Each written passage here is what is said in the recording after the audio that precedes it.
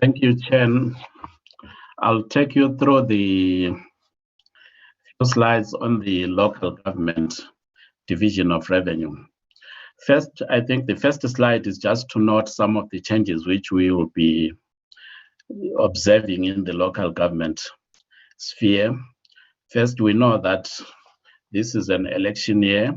It will have some implications on what comes out of that particular process. And we have already seen, and we are going to see in some slides, that there will be some monies which will be reprioritized from some grants into gratuities of councillors. So those are some of the implications of being in an election year in the sector. Then we also note that this year we'll see some rollout in the district development model, and also a review of local government capacity building grants and the system entirely. So those are important developments which we say, if fully undertaken, they'll move the sector forward and quicken the recovery process. Let me move to the next slide. The next slide looks at the division of revenue in the local government sector. We see that the share of the allocations into the sector will increase over the MTF from about 9% to 9.7% in 23-24 financial year. So this growth is not because really there are more additional resources, but it is relative, because we know that other spheres, there will be some reduction in the public service wage bill, which will affect the national and provincial sphere substantially. So that's probably one of the reasons why we see that particular shift. But more important to note in this particular slide is the decline of 4% in the real average growth rate of the local government equitable share, which we think in the long run, it may actually affect basic service delivery to the poor and vulnerable, who are really counting on government, especially in this time of need. So on that score, the Commission implores municipalities to strengthen their revenue collection capabilities in order to plug that particular gap, and also try and use some new smart technologies, smart meters and so forth, in the collection of revenue to boost their revenues. The next slide simply gives a picture of the changes we see in the middle there. The change which I spoke about, the equitable share, which declines by 4% in real terms over the MTF, that's the worrying change. The growth, we see it in conditional grants, the real growth in conditional grants of around 3% there, but the rest we see some decreases. Next slide. On the next slide, we also look at the same picture, whereby we see that over the MTF, you can see all the allocations there, where we divide them into total infrastructure grants and total capacity grants, and the equitable share formula. We see some decline. We only see that in 2020-21, there was actually a high increase in the equitable share, but it has fallen. Total infrastructure grant also, there was an increase, but it is short-lived. So the Commission is saying that the steady decline in basic services, infrastructure and capacity building transfer in real terms means the shift from consumption spending towards capital spending, which we observed in the previous budget, was only short-lived, because we don't see it being sustained over a longer period or over the MTF. Next slide. The next slide, we see that the conditional baseline cuts will be around 2 billion over the MTF, as has been pointed out in the first slide of this submission. And the basis for such cuts is underspending. But we see that the major cuts are in the public transport network grant. And you could move to the next slide. The public transport network grant to the left, that's the one where there are major cuts, followed by the MIG and the direct INEP. Of particular interest is the public transport network grant, that particular huge cut. And the reason for that particular cut is that out of the 13 cities which are supposed to receive this particular grant, 54% of them have not really established successful public transport systems. That's the reason why there is a cut in that. And the Commission implores that government should actually investigate the reasons why these municipalities, 54% of them, have not established a good transport system, so that if there is need, they could be assisted going forward than for them to be losing. And ultimately, this will affect the citizens in terms of service delivery, transport service delivery. So that's our concern on the baseline adjustments in different grants as shown in that particular picture. Next slide, we go back to the chair to take us through those slides.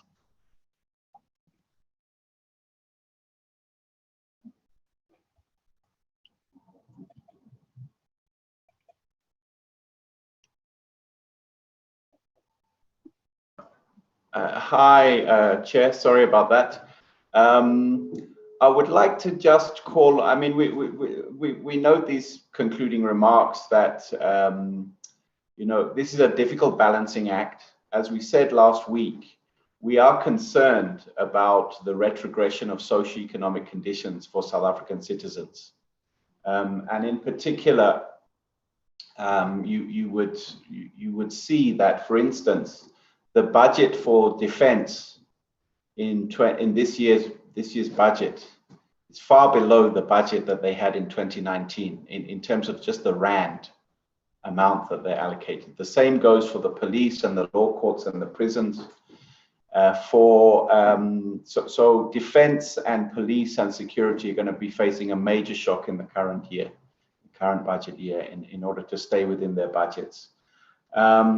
But over the medium term, you see similar patterns of real erosion of the value of budgets in basic education, in healthcare, and in social grants. And this is partly, it's partly about compensation of employees, but it's much deeper than compensation of employers. All the budgets in all of those key activities are going to be under major pressure, except for a few programs that are spared the impact.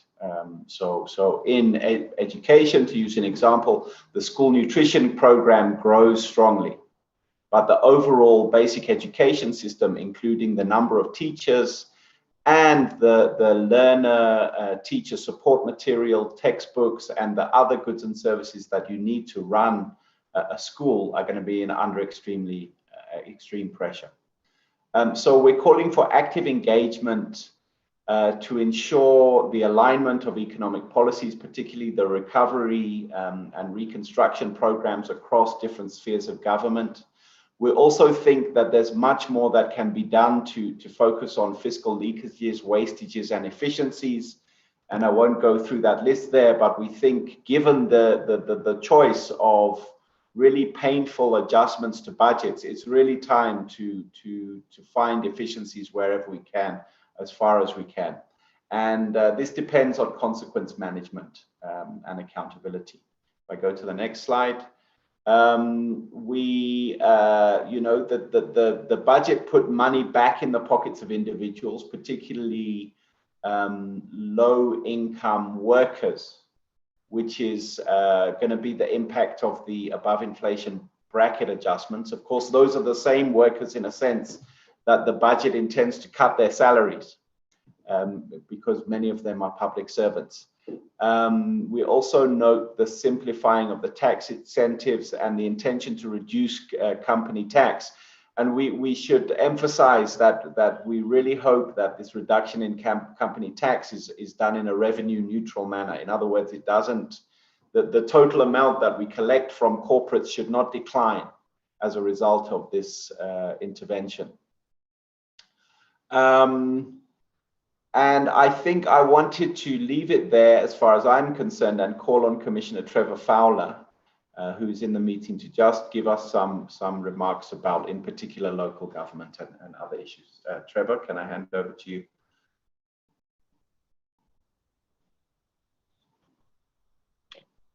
Thank you, Michael. Allow me to just touch on 2 or 3 issues. The first issue being, and I'll start with the metros, that most of the metros took a significant reduction in income during the COVID period. It was in the neighborhood of around 30% in some of the metros. And the equitable share for metros is relatively small compared to the income that they receive from providing services such as water and electricity. So it has been a significant impact. The next example I'd want to give is that in the news recently, you heard about the Amatoli district municipality being unable to pay services. And many people would look at that and say, well, it's just that municipality is very inefficient. But in reality, in the Eastern Cape, many of the district municipalities provide the local services. And in particular, in the case of Amatoli municipality, they provide local services. It's not the local municipalities that provide the services. They provide water, electricity. So in fact, that municipality not being able to pay salaries means that there's been a significant impact on the provision of services. And the key question for local municipalities is that not all of their income comes from National Treasury and the Provincial Treasury. Some of their income, they have to get that from collecting services, because their main business, the core business of municipalities, is really providing infrastructure services, which relate to water, which requires maintenance of infrastructure, electricity, which requires maintenance of the electricity substations, lines, etc. And so capital spending is a significant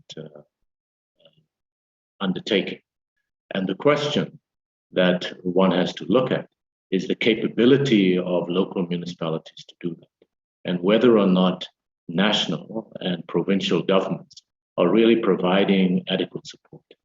And in a recent study that was done in Gauteng, it was found that the provincial and national governments really are not providing the support that is necessary.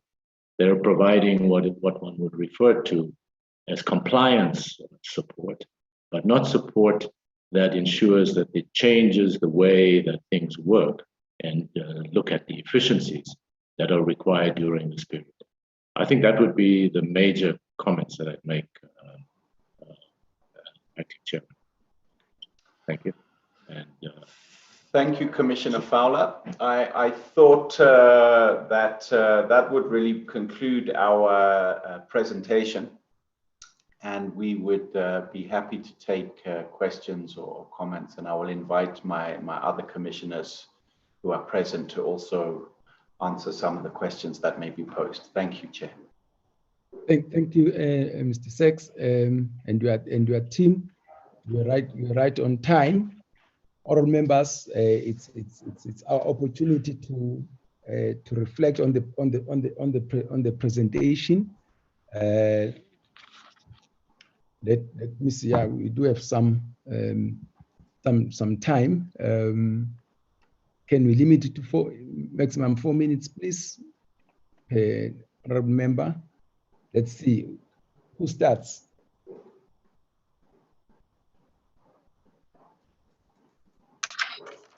Can I? Honorable Peters. Sheikh Imam, Chair. Honorable Sheikh. Matafa. Honorable Matafa. Kaiso. Honorable Kaiso.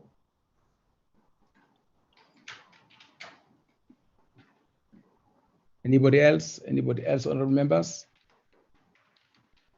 Okay, if somebody else comes up, you let me know. Honorable Peters, please go.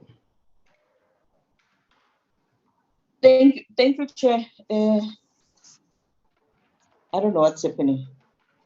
Am I there? Yes, you are. Yes, you are there, Honorable Peters. We can hear you loud and clear. Okay, Chair. May I continue having my video down? I'm sorry for that. And thank you very much to the FFC for the presentation and also for, raising some issues in our minds.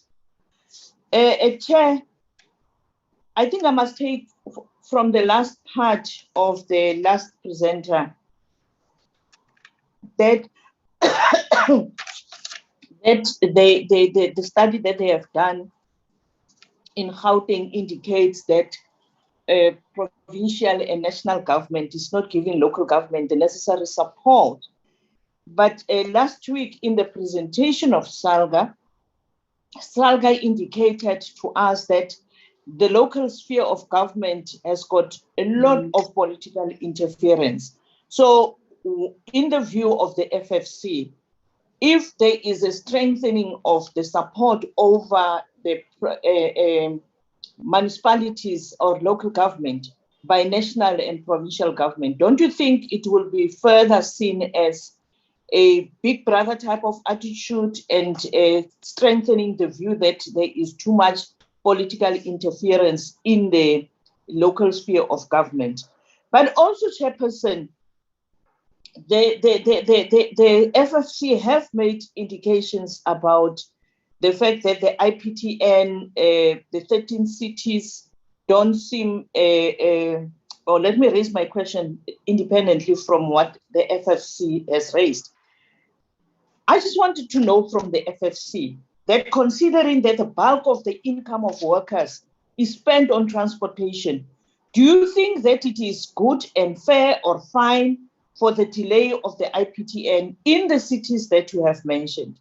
That I am raising this despite the challenges of underspending as indicated by National Treasury. So I would want to know from the FFC, do you think it is fair on the workers that these particular projects be delayed? Because whilst it was intended to make sure that those 13 cities become a pilot and a model for other cities, I think it is important that the interventions be seen or by National Department of Transport and COCTA and other relevant stakeholders like the presidency be afforded instead of the project being stopped.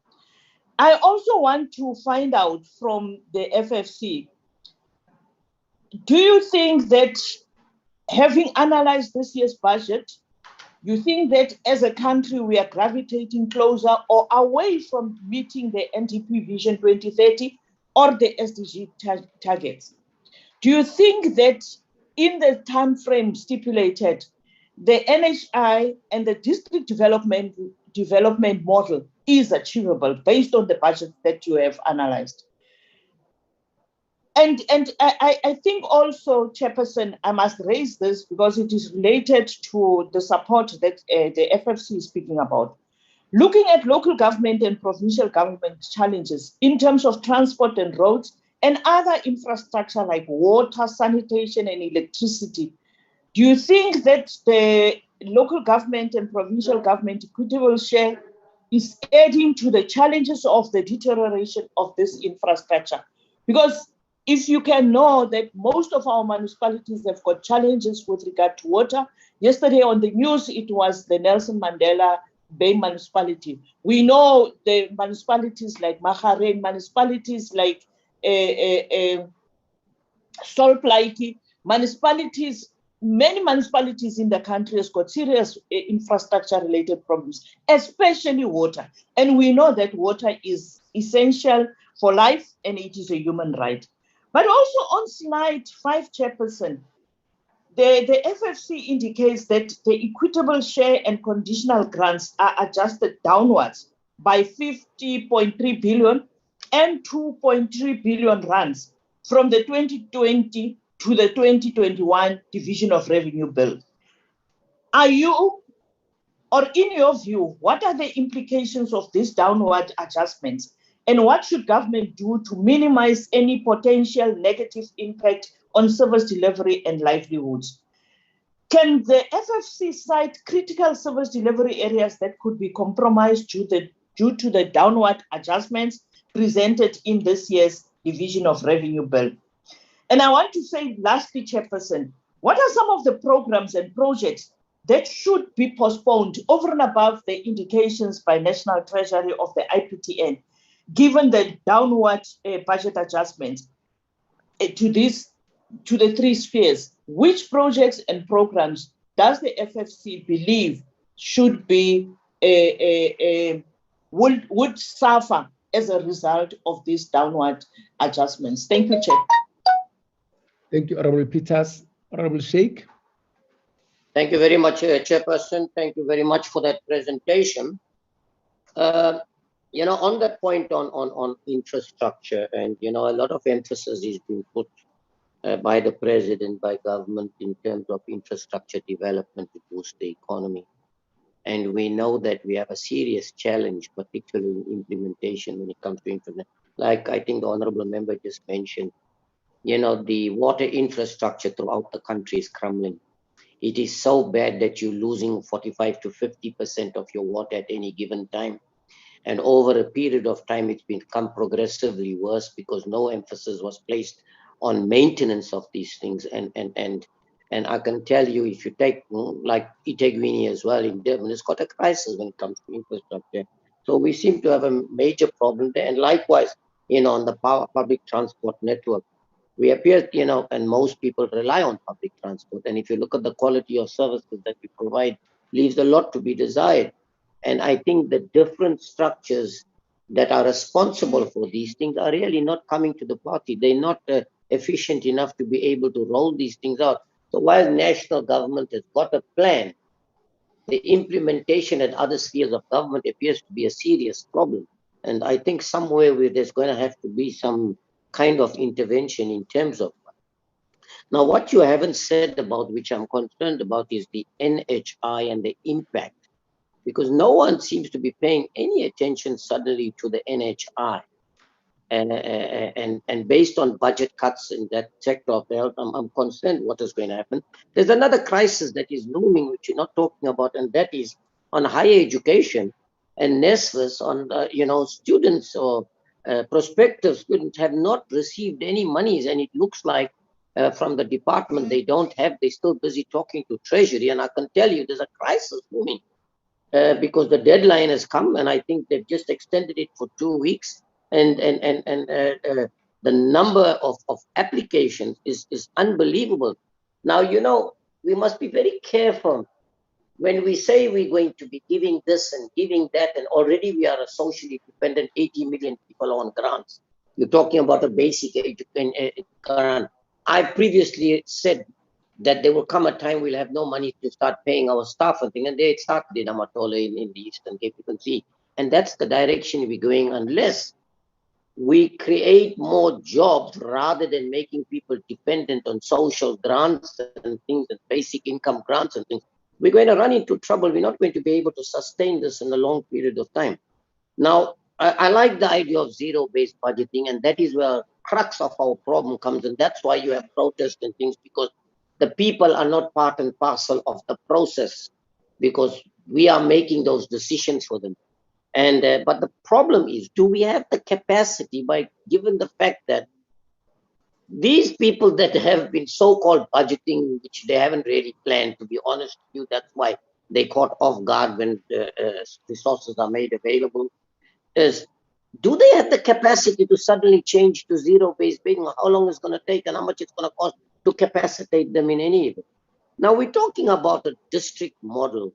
And the NFP is one of the parties that's been pushing, but we came from a different angle. We thought you should do away with provinces, just have a two-tier government, a national and a district level. You'll save a whole lot of money and become more effective. But now, are you not concerned that we seem to be moving into like a fourth-tier government, which is now means there's going to be greater impact on the fiscus, because you're creating more and more expenditure, but on the other hand, we say we want to cut down on the expenditure. So are you not really concerned about that? And because it seems like that's the direction we actually heading.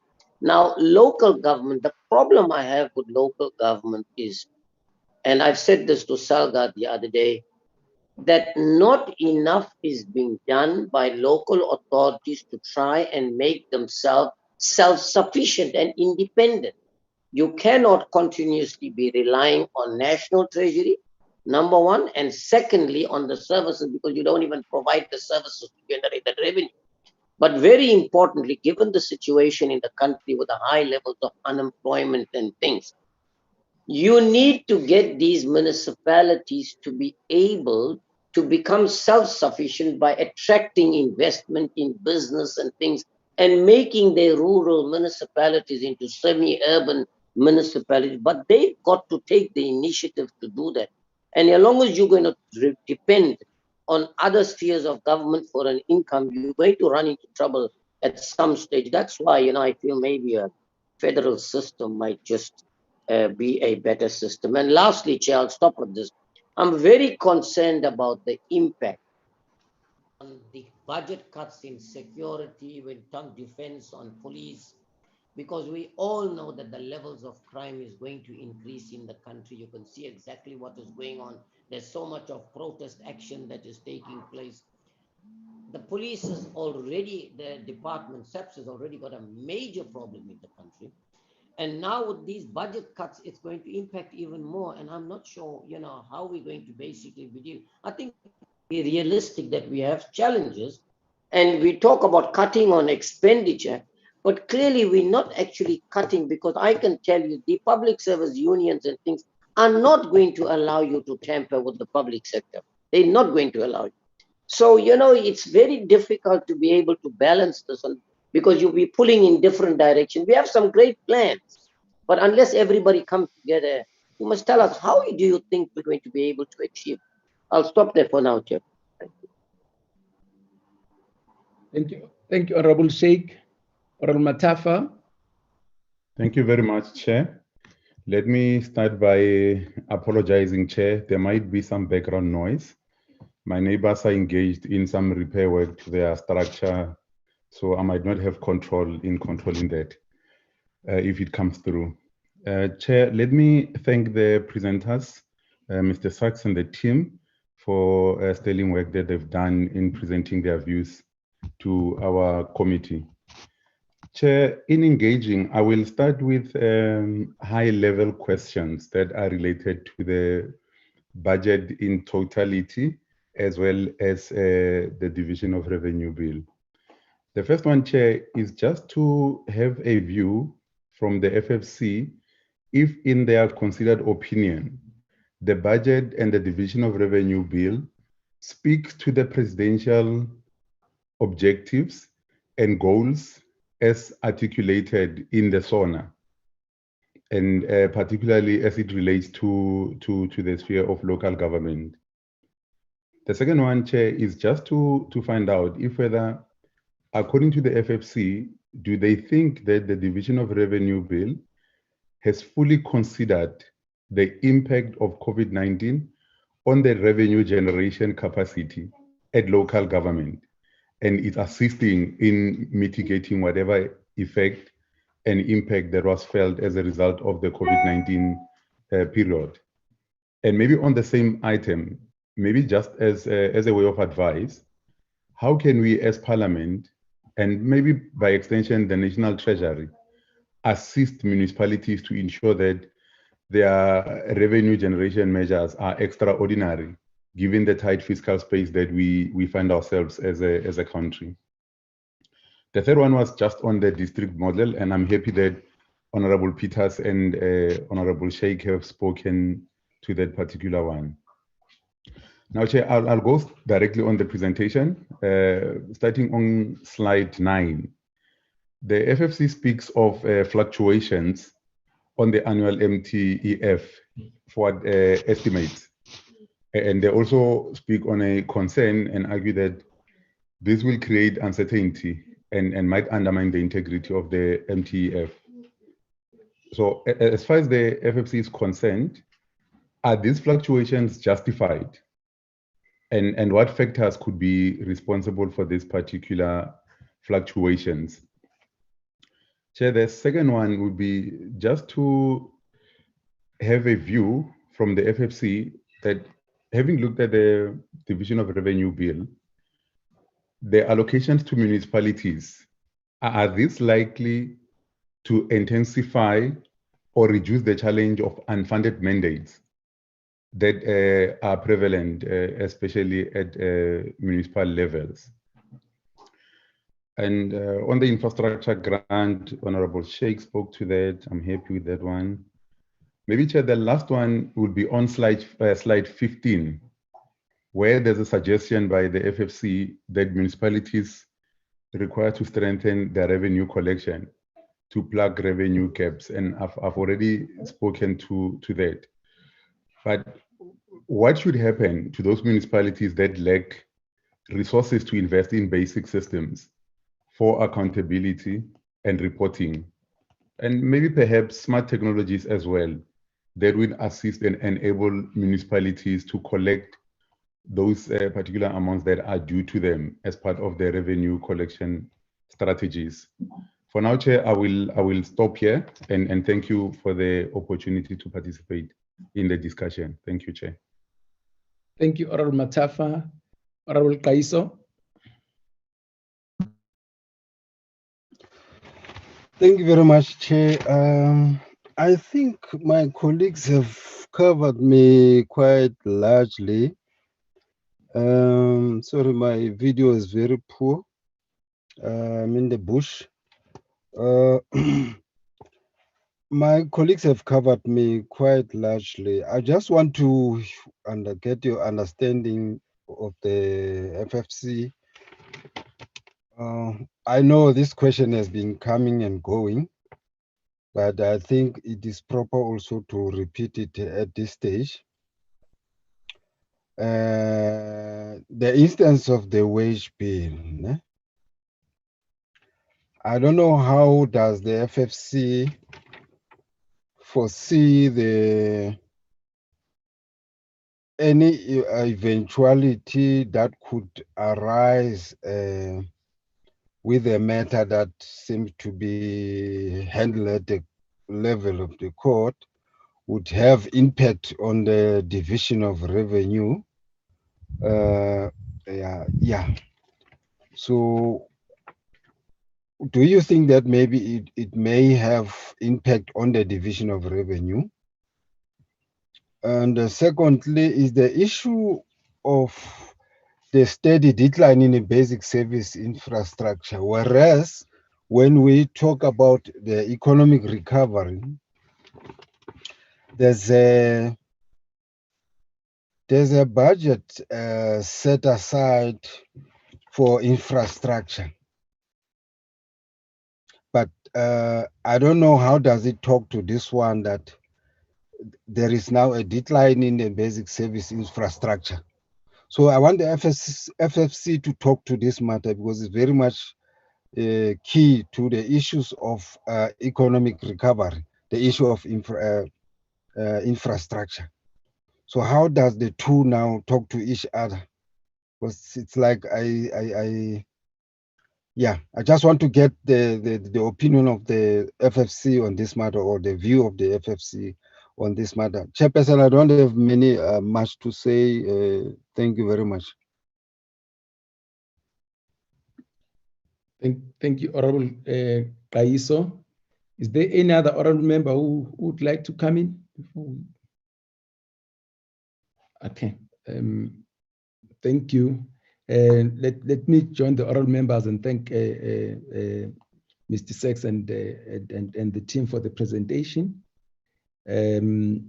One, I would like us to go back to the table there are things that perhaps I missed. I would like you guys just to take us through that table. I think it's table number 1.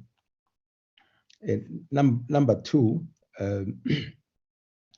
so much was said, and so much reliance was put on the 500 billion rand COVID relief scheme that was announced. I just want to check from yourselves. What would you say about that scheme? Has it worked? Or put it differently, can you do just a critical evaluation of the scheme and what can be done better to try and deal with the impact of COVID, which it was initially intended to mitigate? So a critical evaluation of the 500 billion rand COVID relief scheme.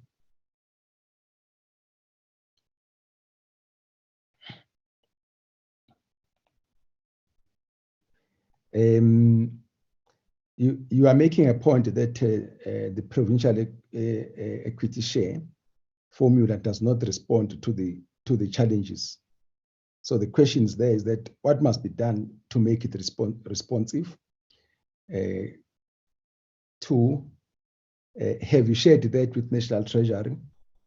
And lastly, what has been the response? Because we may come here and say, look, this is not responsive, which may be a valid point, but for us here will be what is it that should be done to make it more responsive, and your interaction with National Treasury.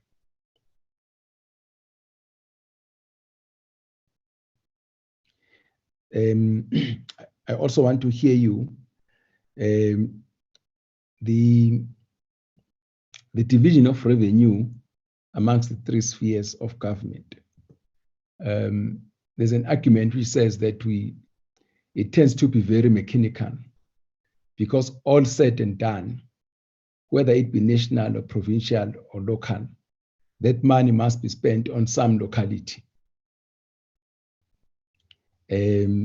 So this emphasis on the percentages that go to different levels of government is criticized as being perhaps very much being overemphasized or being very mechanical, because at the end of the day, there's no province which is hanging somewhere or national which is hanging somewhere.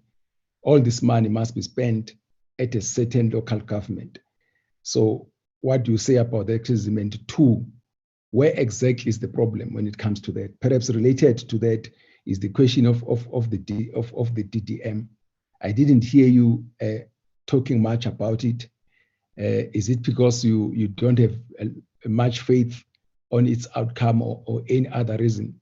But I would have imagined, because there's so much which has been, so much emphasis has been put on the DDM as a solution to the problems that we're having at local government, so to speak. But I want you to say something about, even if you want to critique the DDM, and say perhaps upfront what is it that should be done better to make sure that we get maximum impact.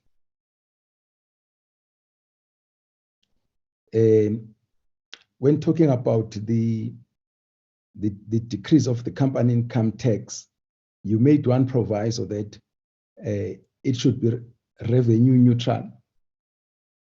How is that possible? Can you please elaborate more onto that?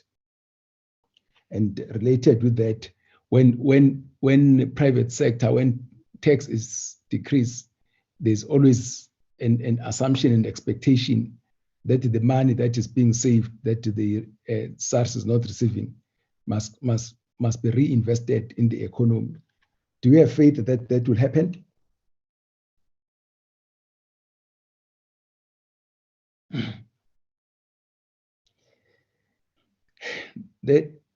We spend so much time about the allocation of money.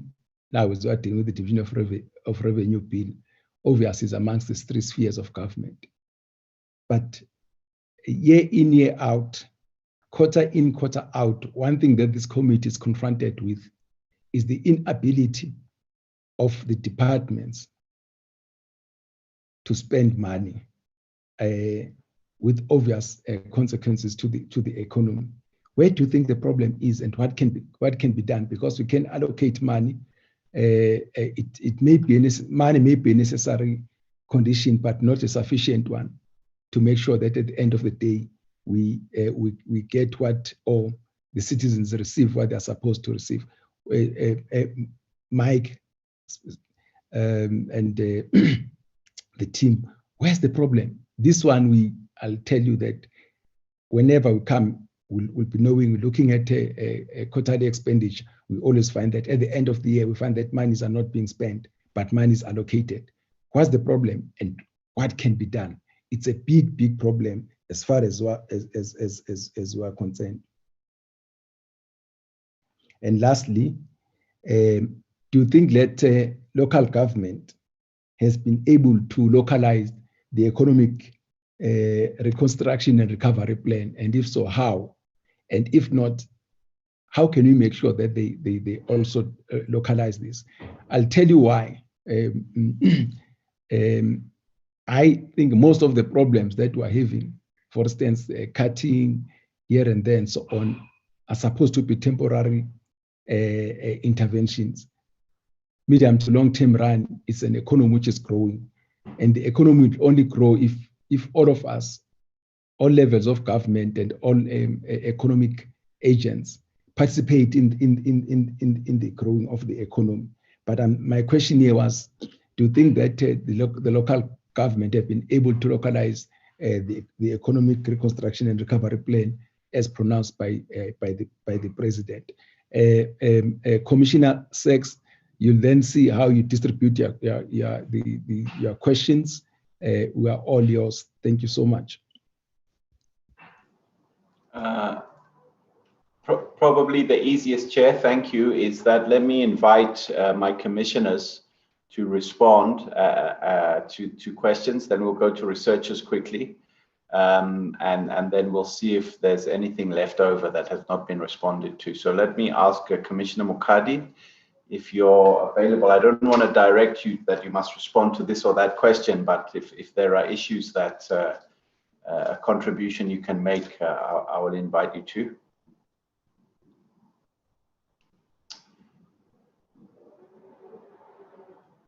And perhaps if Commissioner Mukadi is still getting ready, let me call on Commissioner Rockman to come in.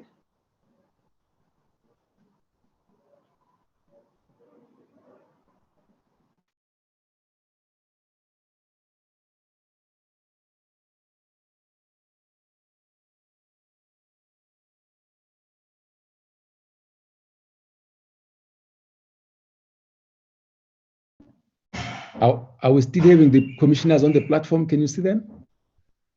These days, there's a problem of connectivity.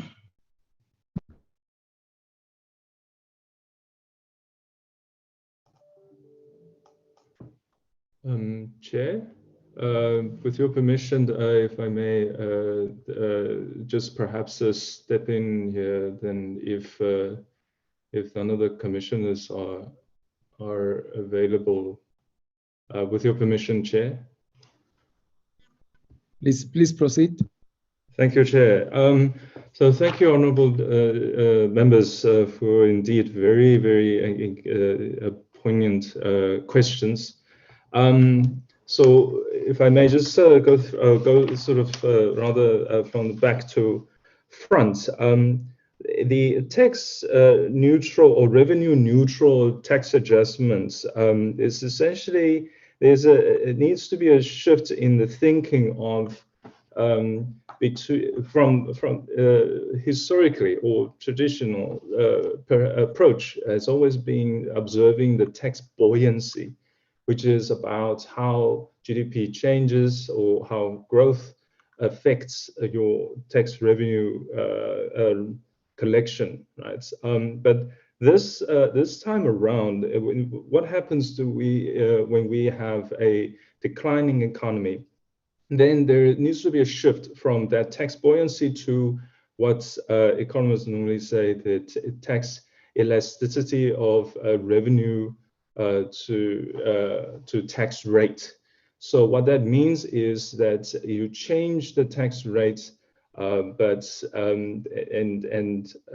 looking at how that might increase or decrease tax revenue in total, because you might have a situation where even if you decrease tax rate, the tax base will increase through growth. So there is that elasticity effect between the tax rates and tax revenue in total, in such a way that you might be able to sort of tease out more revenue than you initially than by traditional thinking that you must increase rates in order to get more revenue. And then in terms of provincial equitable share, how do we make it more responsive? Apart from the data update, I think there is also about the quality of that update. So for instance, so I think the reasons as it was done around since 2017, 18, implemented 2018, 19, so forth, the move from your the SNAP survey of the of the student enrollment numbers to the units tracking, where you combine data sets with the Home Affairs system, with the ID tracking number, you're able to locate the students rather than doing a survey at the principal's level, at the school level. So that is, I think that was a quality update. And that will make it more responsive, because you essentially move away from potential duplication, and also you take care of the migration issues of the enrolled students. The 500 billion. Chen? Oh, sorry, Chair. Sorry, my apologies, Chair. Technology disrupted me, and thanks, Chen, for stepping in. I wanted to invite Commissioner Mukadi to see if he could come in and address some of the questions, and then followed by Commissioner Rockman. Commissioner Mukadi, are you there?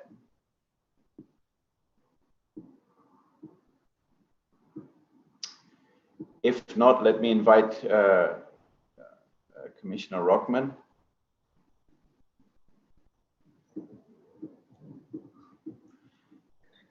Thank you. Good morning. I'm sorry, I apologized. I had to step out briefly. I'm sorry for the interruption. I think there's quite a number of issues that honourable members have raised. Let me try to address a few of them. I think, can I switch off my camera? I think I have some connectivity problems. It's okay, it's okay. Thank you. I think last year we had already indicated that we would suggest that the committees look at specifically the way provinces are reprioritizing their budgets, to look at the impact on projects and programs. Now, I think the impact of that we will begin to see when we begin to look at the accruals and payables that they will be disclosing at end of the financial year. And we suspect that there might be significant increases in accruals and payables as a result of reprioritization decisions. Not necessarily that those were bad decisions, but the impact of COVID might have been more significant than on others.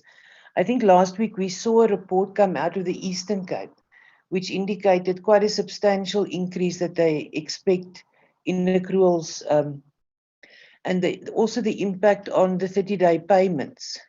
And that is an aspect that I think that we are all not talking about.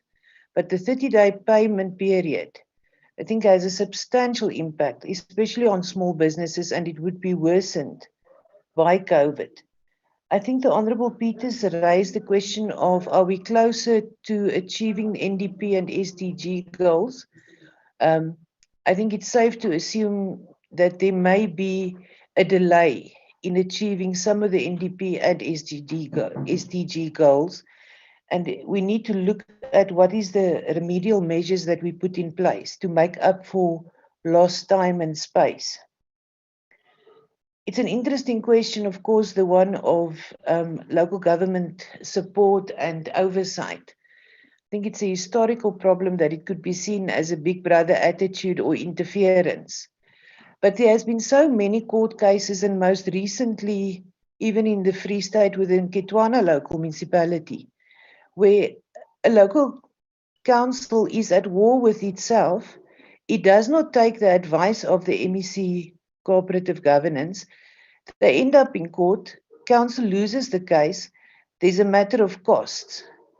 So you have to draw the line, but I think the role that political parties play in supporting their caucuses, that also becomes a factor that should be taken into account. I think then on the issues relating to the public transport network grant, it seems that the problem is not limited to that grant, but it might be related to the broader transport sector, because provinces also experience the same challenges when it comes to the provincial roads maintenance grant.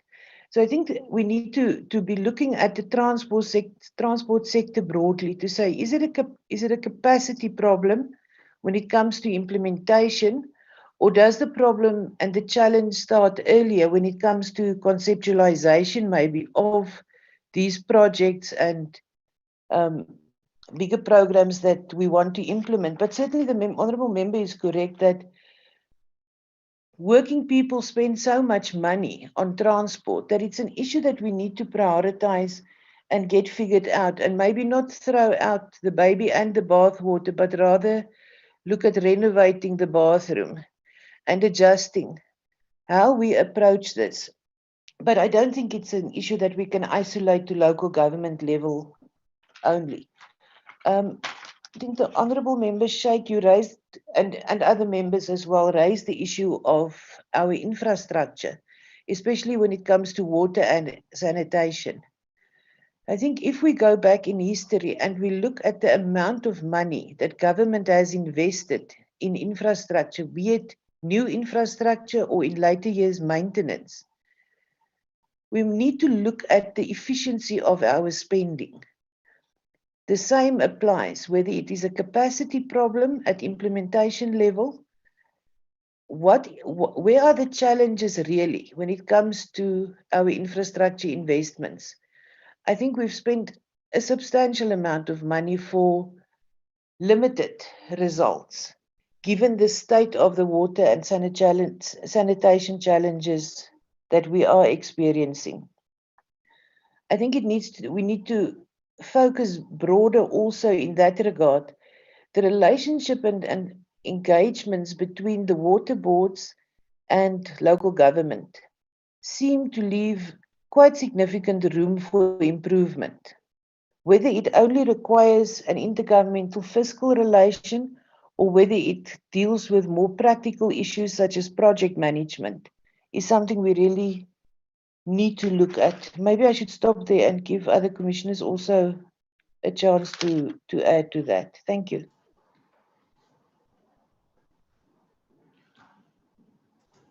Let me ask Commissioner Fowler or Commissioner Mukadi if you would like to come in at this point and reply to some of the issues. Thank you, Chair. Allow me to just touch on one or two issues that is a common theme throughout. The one is about the infrastructure. And I think the key issue that we need to look at is that there's always a balance between new expenditure and maintenance of the infrastructure. And historically, since 1994, given the imbalance in investment in the infrastructure in townships, there has been an effort really to put in new infrastructure. But now that we're 25 years on, more than 25 years on, there's a need to really ensure that the infrastructure that has been put in the ground is maintained. And that balance has not been really reached at most levels of government. I think that's one of the key areas that we need to focus on, to ensure that maintenance is done, and so that in effect you don't put in infrastructure and then you have to put in new infrastructure because you haven't maintained it. I think that cost effectiveness needs to be looked at very carefully by both provincial and local government, and provincial providing the support to local government to make those decisions. The second area, which perhaps is a common theme, is whether or not the impact, asked by Honorable Buthelezi, with the impact of the COVID relief fund of 500 million. Studies have shown that the impact of the 350 rands has been significant in addressing the impact of COVID-19. In fact, the concern, of course, is once you're providing the 350 rands and its impact on the overall fiscus, how do you ensure that you are able to address that in the long term? And I think that's really the challenge that we face as we move beyond the COVID-19 pandemic, which is likely to be with us still for some time. But once you go beyond that, how are we going to balance this question that the impact of those grants have had on local communities, and then removing it? It's one of the key issues that needs to be addressed in the long term. The next area that I'll touch on is the district development model.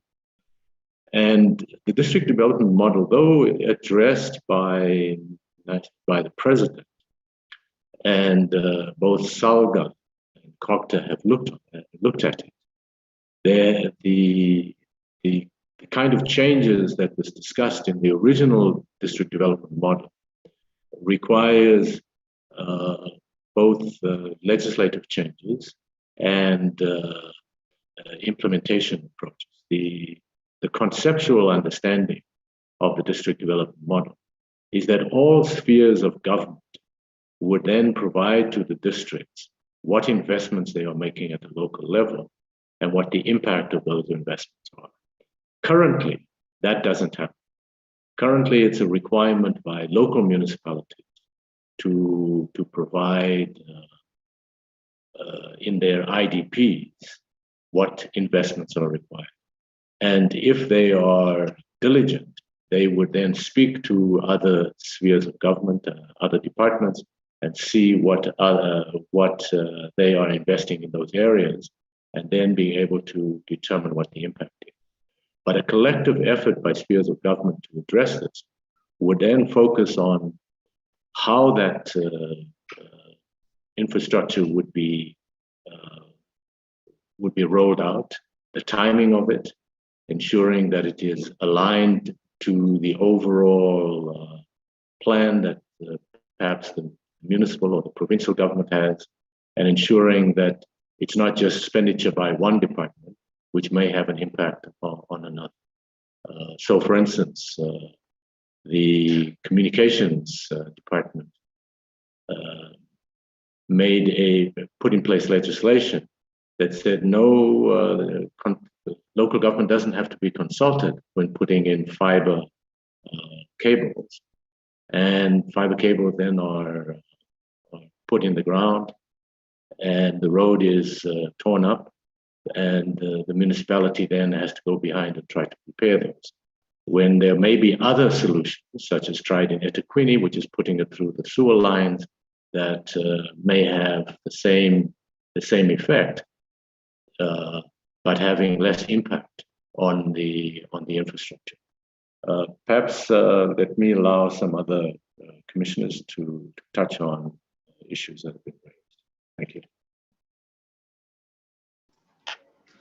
I will invite Commissioner Mukadi, if he does come in, if he's able to overcome the connection. There you go. Thank you very much, Chair.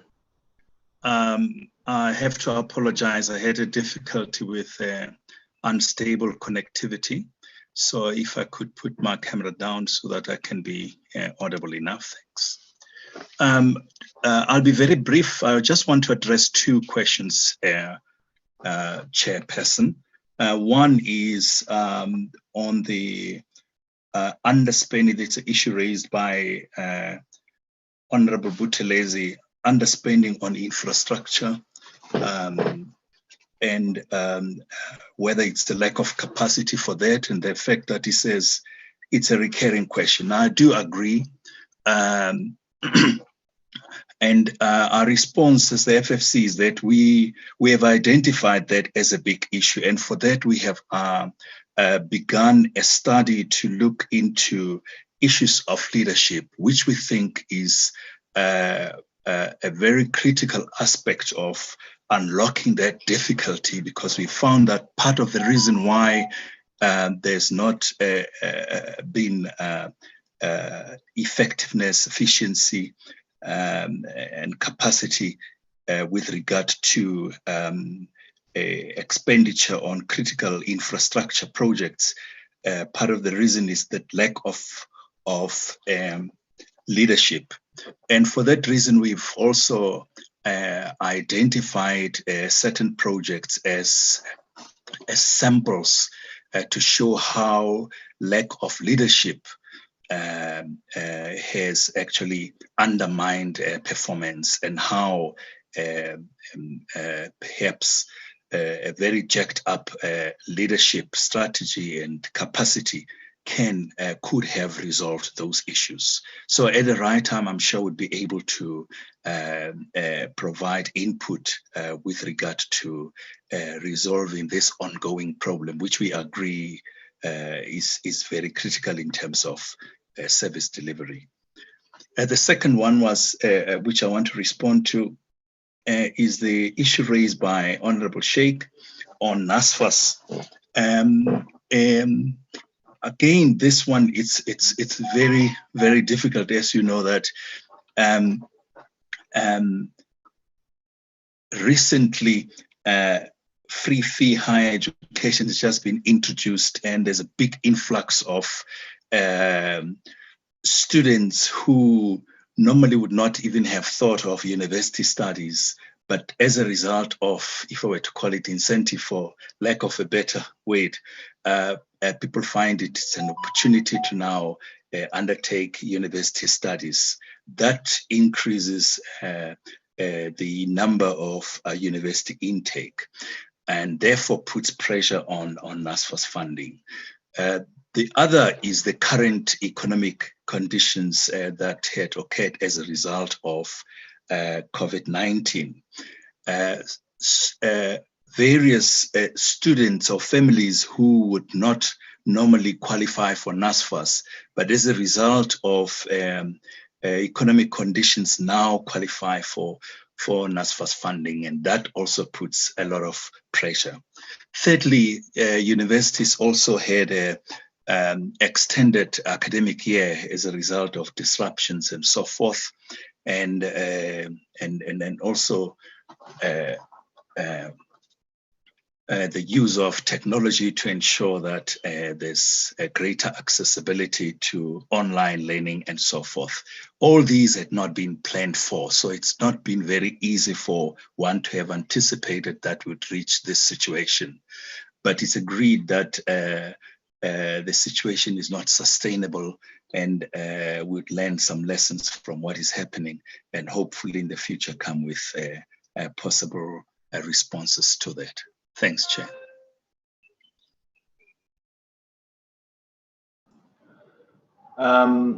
Thanks, Commissioners. I wanted to just add the following. I think Honourable Sheikh raised concern about the budget for defence. And I wanted to use this as an example because I think it's a very good illustration of what we need to think about in terms of processing this budget. So the biggest part of the defence budget is for what is called landward defence. It's a program called Landward Defense, and I'm not an expert on defense, but I assume that that is basically the army. And their budget in 2020 was 16.6 billion rand.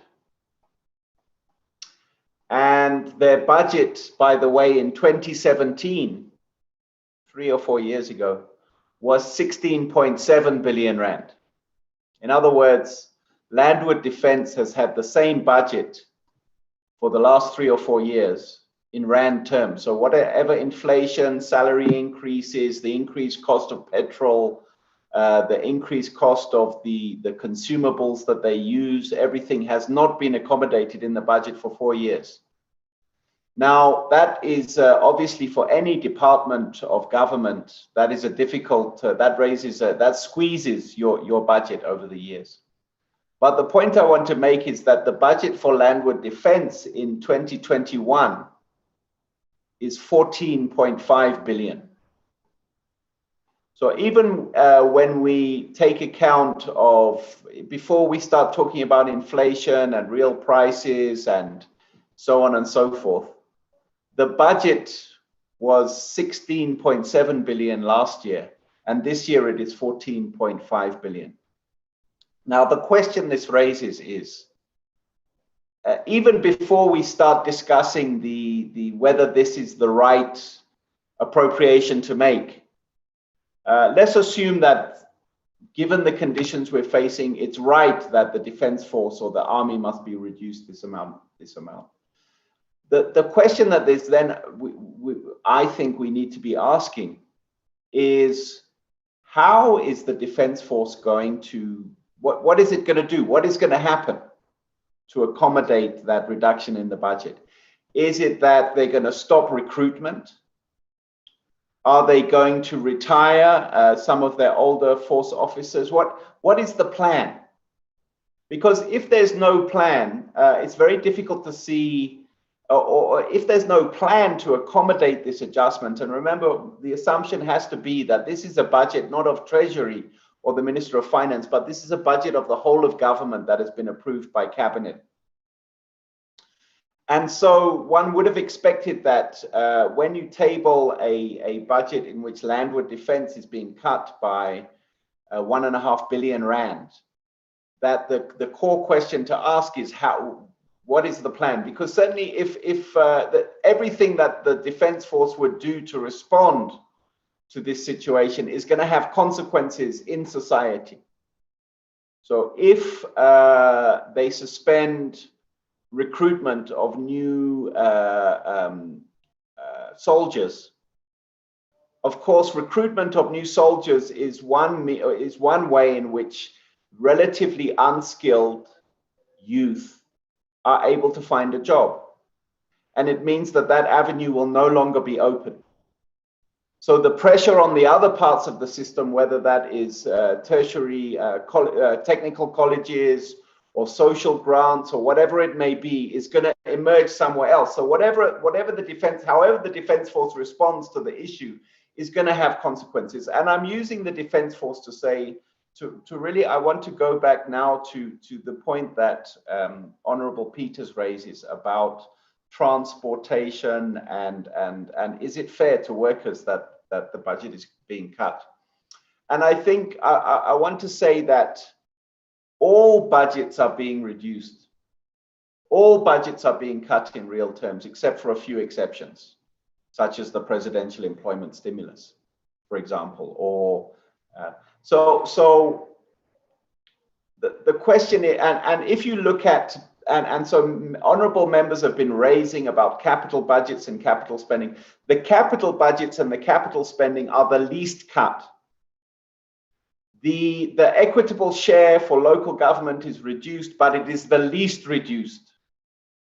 The really big sharp cuts are for the large core areas of provision of government that employ lots of people, and that is defense.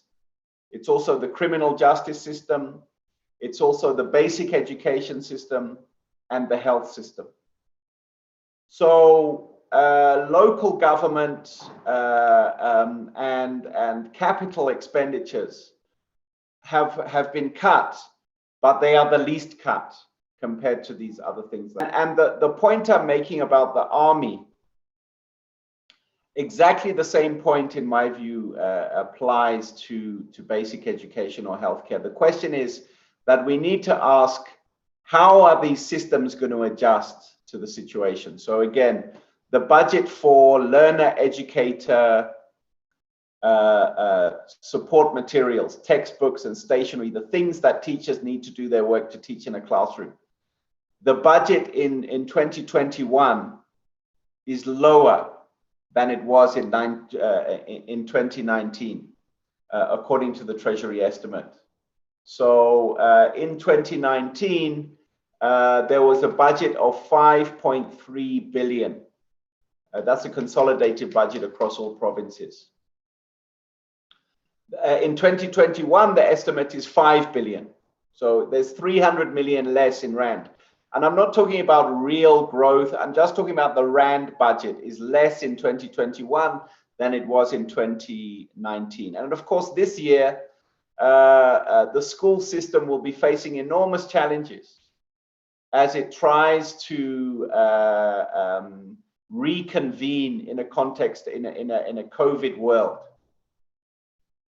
and make learning and teaching happening. And it will be doing so in many respects with a lower budget than it had 2 years ago. So let me stop there and hand back to you, Chair. But let me, if with your permission, I wanted to check from the side of the researchers if there are any technical questions that we may have missed. I think most of the big questions have been addressed. But I want to check with the researchers if they want to come back on anything. Sorry, Michael, can I come in? Elsaby, sorry, yeah, go ahead, Commissioner Rockman. I think if Chen can also reflect on the NHI, I think the Honourable Peters also raised a question around that. Last year, as part of our annual submission, we did look at the NHI, and we highlighted the benefits of using a demand-based approach to pricing and costing of healthcare services. And our findings was that if we use an appropriate demand-based approach, the extent of coverage and benefits will create more efficient packages. But we highlighted also the lack of reliable data for us to continue the work in that regard. We also indicated certain aspects of the NHI bill that required further strengthening and elaboration, and it included the need for clarity on the tax structure reforms required to support the implementation of the NHI and alignment of the national and provincial legislative frameworks and intergovernmental arrangements. So this is an area of work I think the FFC must now take further based on the budget as tabled this year, how it impacts on the recommendations that we made last year and whether it takes the work forward. But obviously with COVID-19 and the impact on the health system, I think perhaps the NHI was placed on the back burner. So it might be an appropriate time to bring it forward and carry on our work in that regard. Thank you.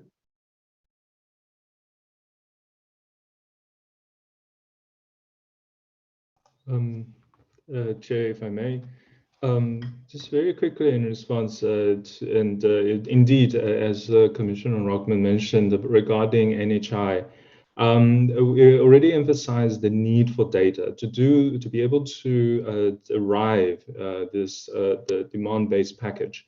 And with that, I'd like to note that recently, of course, due to the COVID,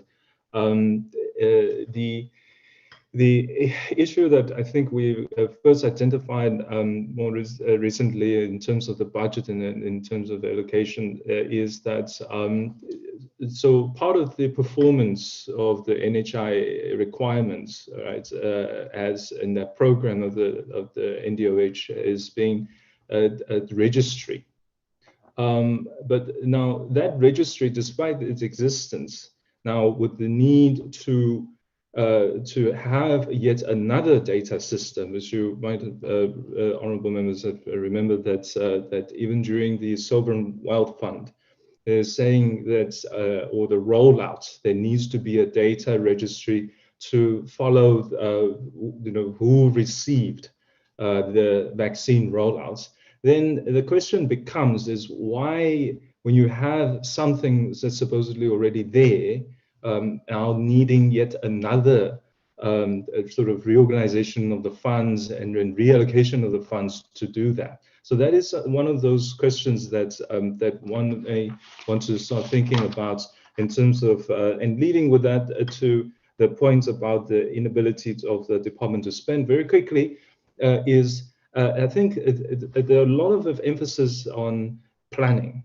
Indeed, and planning is important, and that's what the budget is for, as a policy document, but also a planning document. But also, I think there needs to be more focus on the execution. So one has to plan, not just plan, but to actually execute the plan. And that is, I think, where we're most lacking. Finally, my last point regarding this, earlier honourable member mentioned about zero-based budgeting. The issue with we have as commission, and as we've previously pronounced on, is about zero-based budgeting is where's the zero? Because your zero could be at the fiscal framework level, you're talking about, right, revenue equals expenditure. But at when you come down to the divisional revenue or the appropriation level, you're talking about the budget figure, right? So that the department maybe doesn't break its budget baseline. But that baseline is in connection, also related to other, right, parts and organs and extremities of the government. So that zero is really identifying where and how that zero, we as government come to that zero figure is the real issue here. And that's why we, indeed, a very difficult, shall we say, a difficult thing to achieve, especially given the budgeting process that we are, and also the cycle and the environment that we are in economically. I shall stop there and then see if maybe Nkululi has something to say on the local government. Thank you.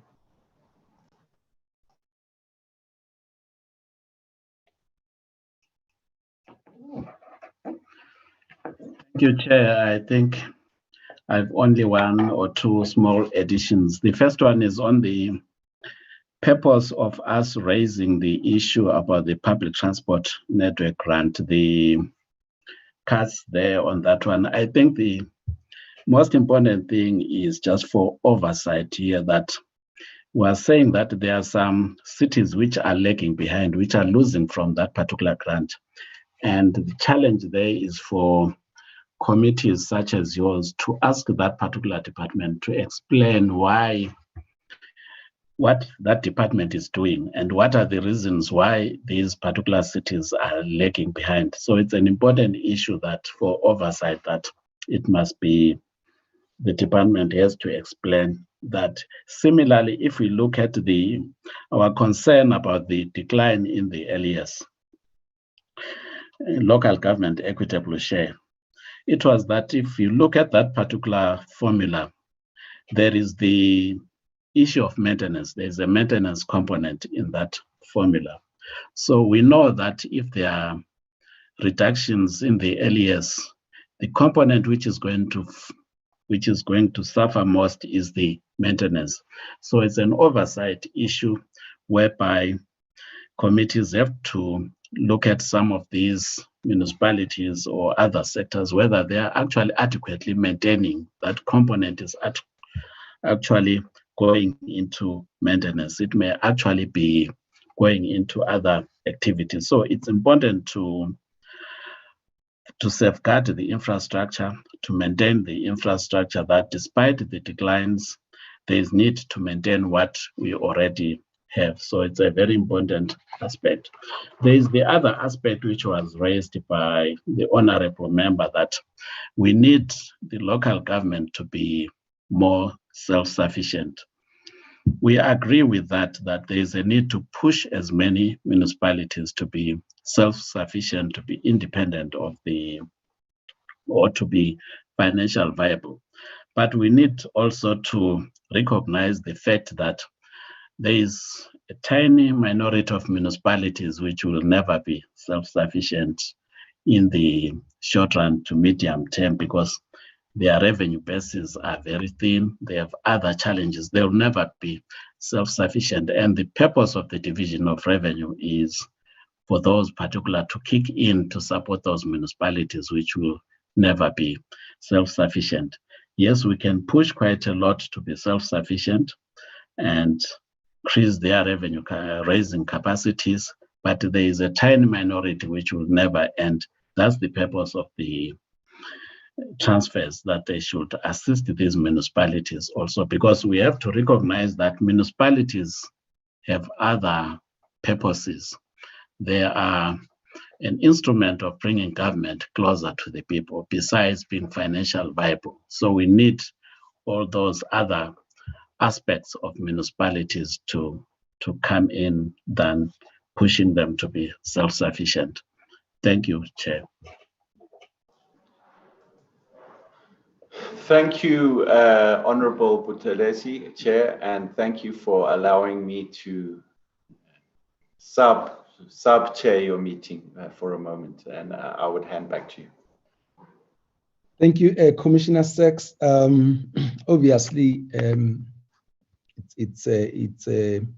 the issues we are dealing with are not easy issues, which can be completed within 1.5 hours. But I think we've managed to touch on them. But can I give you part course, something to look at? And I realized that you didn't touch it, and I had said that all said and done, the solution to our problems is an inclusive economic growth.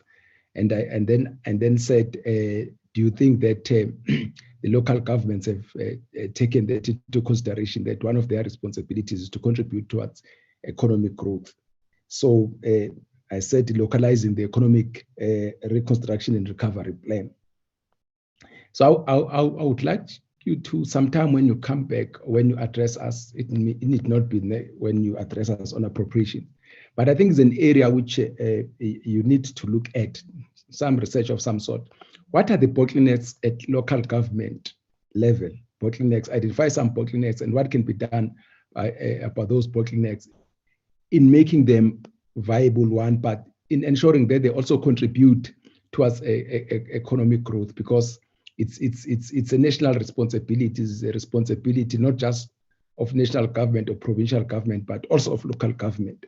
For instance, the time that it takes to get a license, let's say a water license, or a time to rezone a particular area for business, and so on and so forth.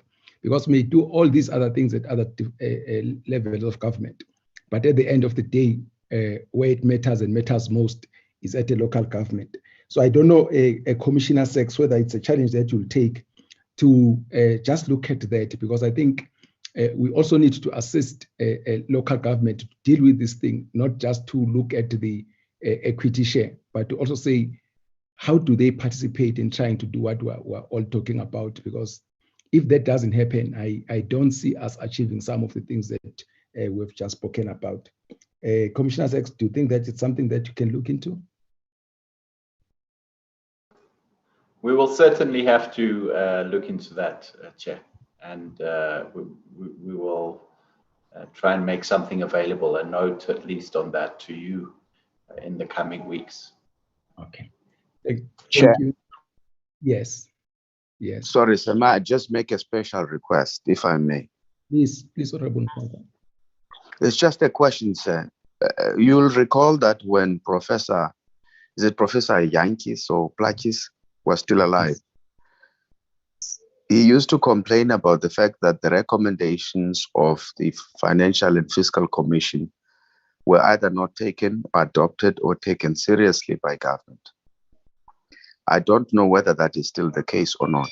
As part of your PAT course, is it possible perhaps in future for them to give us an indication of the recommendations they've made in the past to government on these questions and whether some of them have been adopted and the percentage, a fraction, for give us a sense of how many of their recommendations were taken seriously, adopted, or implemented, and whether or not the recommendations have been completely ignored. Because I think it's a matter that we can take up ourselves with government, because I think we repeat a lot of things that we've been discussing over the years, and there doesn't seem to be an improvement on the part of entities that are supposed to change behavior in order to get the desired results. Thank you, Chair. Thank you so much, Honorable Nkwankwa. Commissioner Sex, agreed? Agreed, Chair. We'll also provide some information about that. Okay, thank you so much. This takes us to the end of the presentation by FFC, and I'll allow our members just to take a 5 minutes comfort break, and then we come back after 5 minutes. Thank you so much, and at that time we'll be having PBO. Thank you. Sorry, Chair, no alcohol allowed during the comfort break. No alcohol allowed. Thank you so much.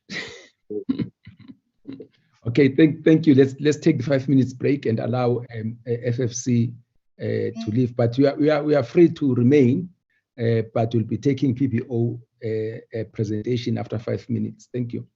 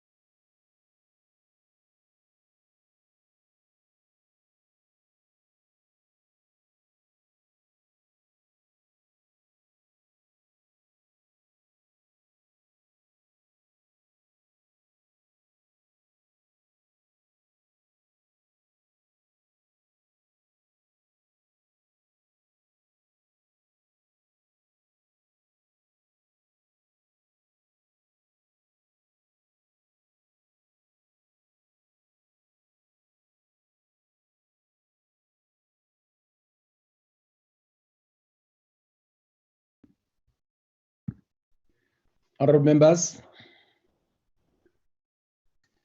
are we back? Hello. We are back, Chair. We are back, Chair. Thank you, Mataf. I see you. I'm marking a register. Who else is here?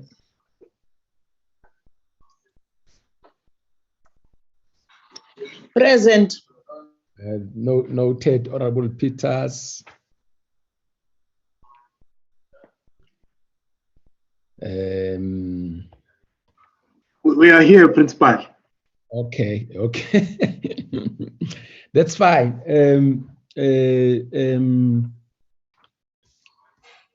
Dr. Chanchis and your team, let's we will also be giving you 30 minutes maximum. You don't have to take it all maximum, and then we'll allow other members to interact with their presentation and then your response. Dr. Janchis and your team, you're welcome. Thank you so much, Chairperson. Good morning, Chairperson. Good morning, honorable members. Thank you so much for the opportunity for Parliamentary Budget Office to brief the committee with regards to the 2021 judicial bill. I'm with my deputy directors, Dr. Alandi, Dr. Siraj Mohammed, but also the team also is here. I see Ms. Panda, I see Mr. Amra. So we have the team here which also respond to the questions from members. So Dr. Alandi will take us through the presentations and come at the end, but also the team will come in to do the questions time. Thank you so much for the opportunity. I think I'm moving the slides. I just want to make sure that they're moving. Dr. Janchis? Chairperson? Yeah, as your other colleagues come in and so on, try to get a better place. Your connectivity is really not good. We're not hearing. It's not good. I think, okay, all right. I think actually in the office, I'm surprised because I've changed my network. I'm in the office now. Okay, but thanks. I will try to improve that. I think there's an issue with the speaker. I'll sort it out once colleagues come in. I just want to check if my presentation is moving because I'm the one who's speaking the presentation. Is it moving? Doesn't seem like it. We see your presentation now.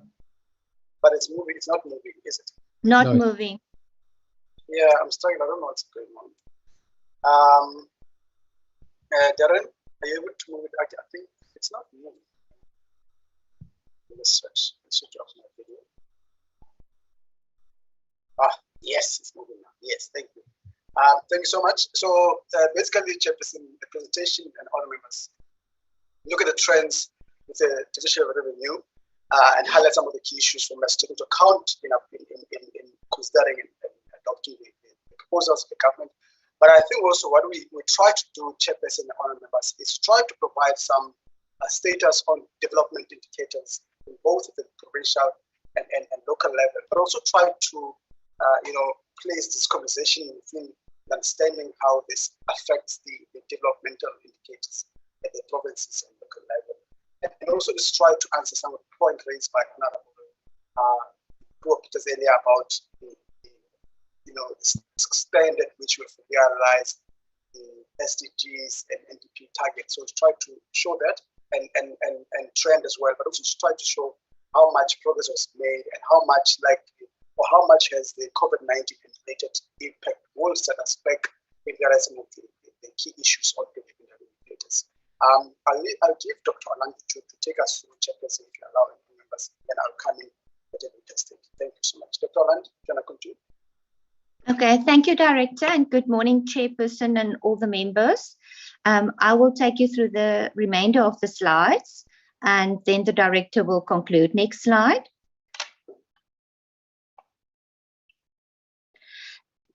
Next slide, Dumisani. So I can start, members. So the analysis of the 2021 medium-term expenditure framework shows that It reimburses departments, provinces and local governments in 2021-22 for the adjustments made towards the COVID-19 pandemic and pressures from the state-owned companies in the 2020 adjusted budget. Reprioritization of the 2021-22 baselines were then introduced to provide for remaining pressures from the COVID-19 pandemic, as well as for additional pressures from SOCs and ones of priorities such as the local government elections and also Census 21 in 2021-22. The reprioritization was mainly based on expenditure performance in the 2020 financial year and the adjustment to baselines according to the demand for services based on data updates informing the equitable shares. The outer years of the 2021 medium term were adjusted to achieve fiscal consolidation and reduce the deficit. Concern about economic and fiscal pressures expected in the 2020 and 2021 financial years basically led to the previously estimated distribution to provincial and local governments in the division of revenue bill. What we're trying to say is that previously the estimates that there will be a shift from national to provincial and local government spheres, but we did not see it in the last few years, but over the medium term that is noted. These pressures mainly relate to allocations on a national level. Next slide.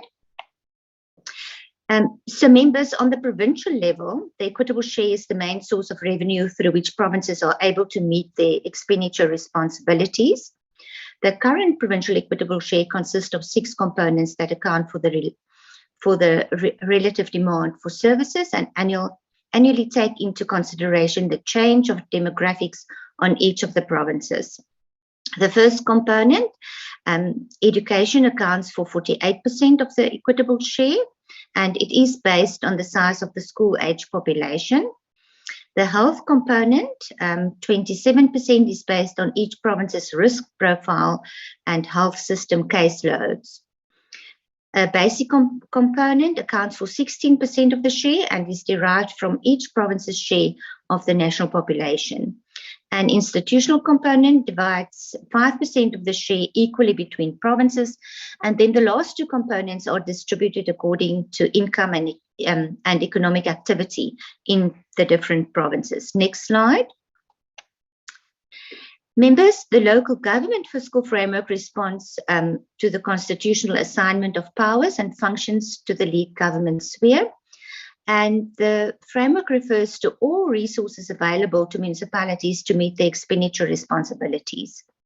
National transfers account for a relative small proportion of the local government fiscal framework, with the majority of local government revenues being raised by municipalities themselves through their revenue raising powers. Poor rural municipalities, however, receive most of the revenue from transfers, while urban municipalities, although not always effective, raise the majority of their own revenues. Such as in the case of the provincial equitable share, funds raised by national government are transferred to municipalities through a local government equitable share or an unconditional grant and conditional grants. Local government's equitable share is divided among the country's 257 municipalities, also using a formula to ensure objectivity. It also uses demographic information. And then in terms of the proportions of the local government equitable share, it also has 3 parts, and it's made up of 5 components, each part. Each of these components is described in detail in the bill on page 93 of the Division of Revenue Bill. Next slide. Next. So members, before we look at the allocations, this slide will give you an idea of the poverty and inequality situation in the country. When you look at the last column in this table, you will see that South Africa ranked 114th out of 189 countries in terms of the Human Development Index. Inequality declined by 34% from the Inequality Human Development Index in 2019. And South Africa also ranked 93rd out of 162 countries in 2019 in terms of the Gender Development Index. In 2016, 3.6 million people were multidimensional poor, and an additional 7 million people were vulnerable to poverty. In 2021, the COVID-19 pandemic even worsened the already high levels of poverty in South Africa, and there was slow progress in dealing with service delivery backlogs. Next slide.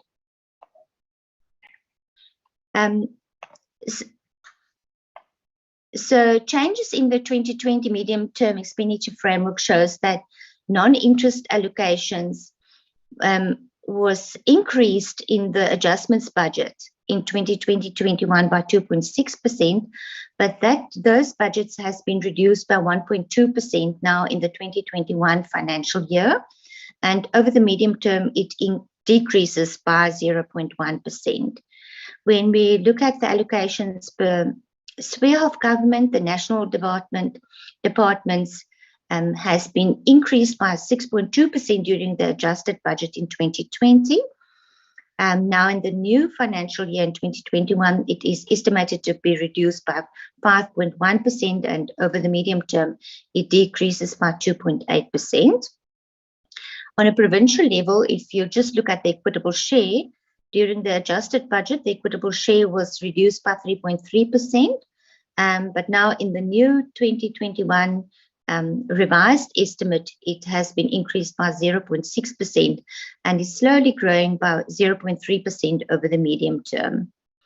Conditional grants on a provincial level has been decreased by 2.9% in the adjustments budget, but there is an increase of 7.6% in 2021, and over the medium term 4.1%. Also to note, in the local government sphere, the equitable share has increased by 13.1% during the adjusted budget, but is now has decreased by 7.7%. And the conditional grants has been decreased by 8.7% during the adjusted budget, but the new allocation has increased by 13.6%, and it's also increasing by 7.3% over the medium term. Next slide. So when we translate the nominal values into proportions, national departments receive 49.5% of the equitable share, provincial government receive 41.5%, and local government 9%. When we break it down further, provinces receive 81.9% in equitable shares, and the conditional grant amounts to 22.9% of the total fiscal framework. In terms of local government level, the breakdown is 56.5% for equitable share, conditional grants 38%, and then they also receive a general fuel levy of 10.6%. Next slide. This diagram shows the change in division of revenue from 2016 and over the 2021 medium term. On a national level, the actual share spent in 2016-17 was 47.9%, and it increased to 50.4% in 2020-21. And is estimated at 51.2% in 21-22. These high proportions estimated on the national level is actually to the disadvantage of the other two spheres of government. In the 2021 medium-term, government, however, aims to reprioritize expenditure from the national sphere to provinces and local government. Next slide. But members, the pie is actually getting smaller. If you just look at the column representing the 2015-16 year, you will see that on a national level, expenditure was at 7,324. And it's actually reducing over the medium term to 6,517 per capita on a national level. On a provincial level, in 2015-16, the expenditure was 6,325 per capita, and it's reducing to 5,704 in 2023. Something else to note is also the increase in expenditure per capita in terms of debt service cost.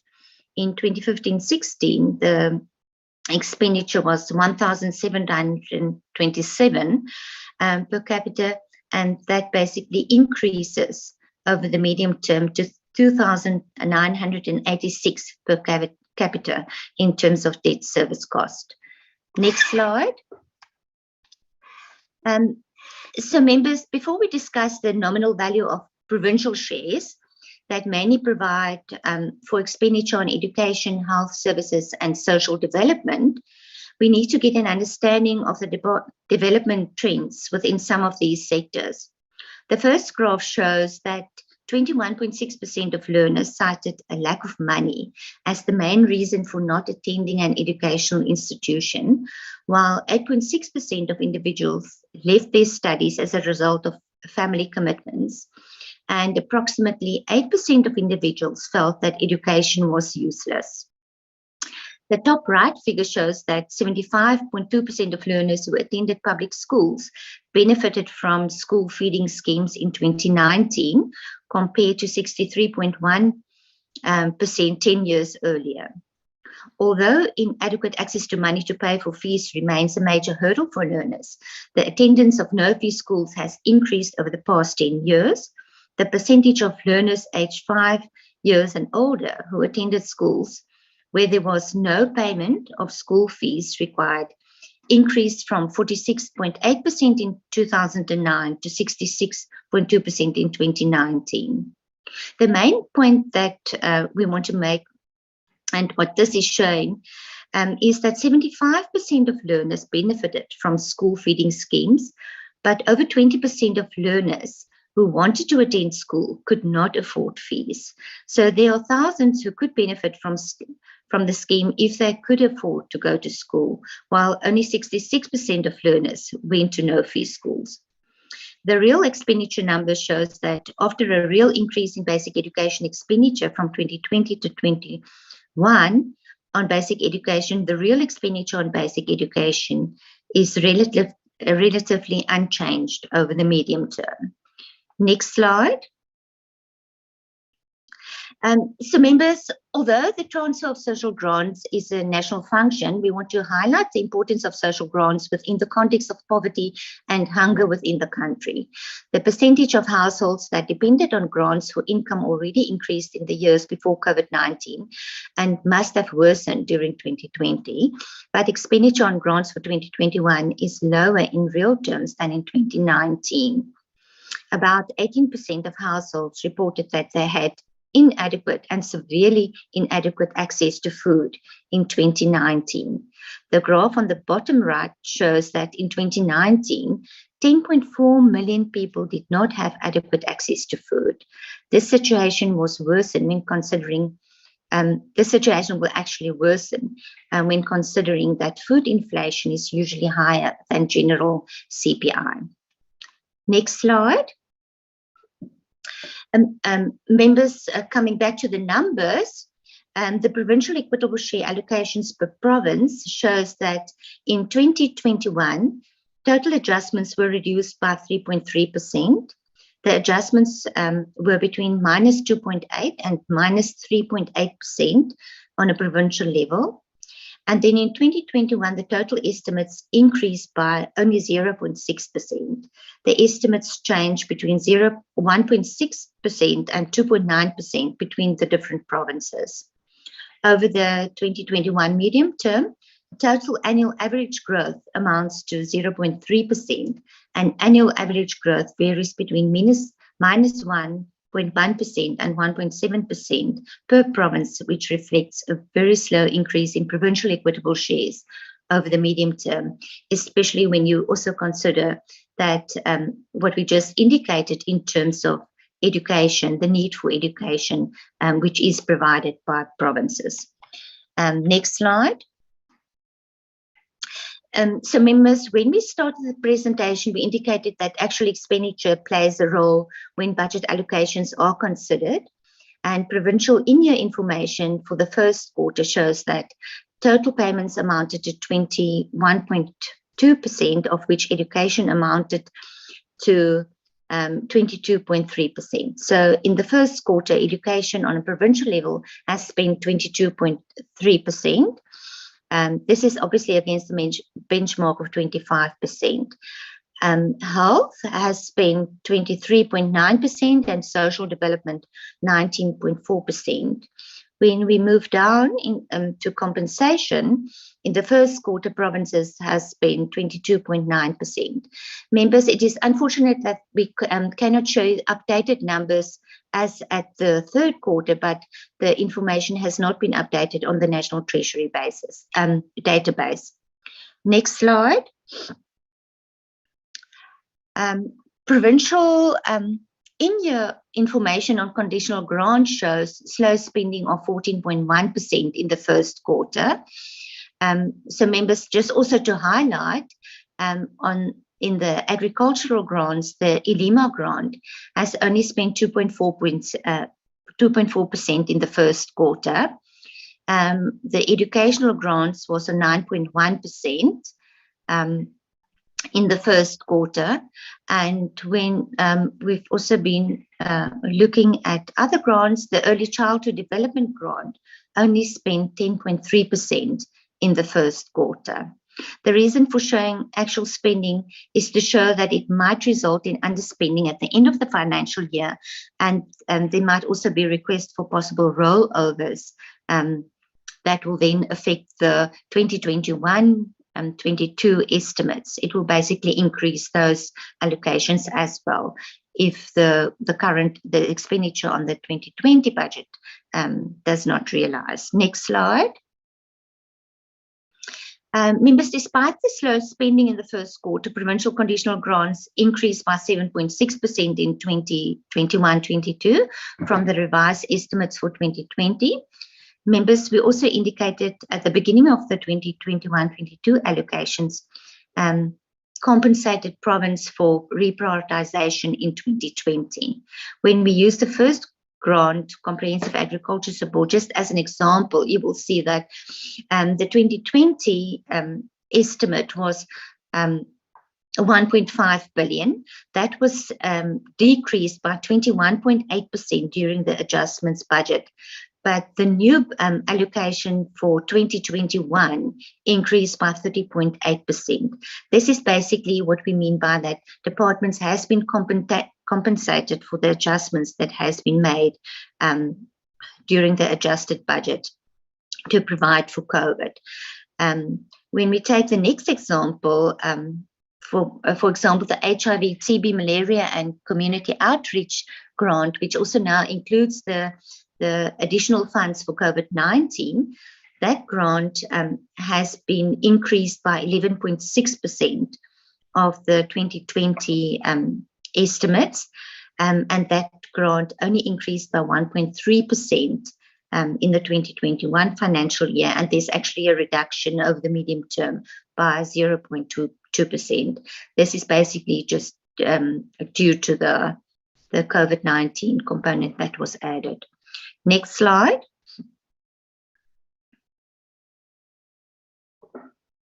Members, we've illustrated the importance of national and provincial government allocations towards the socioeconomic situation in the country. So we move to the local government sphere, which has a role to play not only in the socioeconomic, but also in regional economic growth.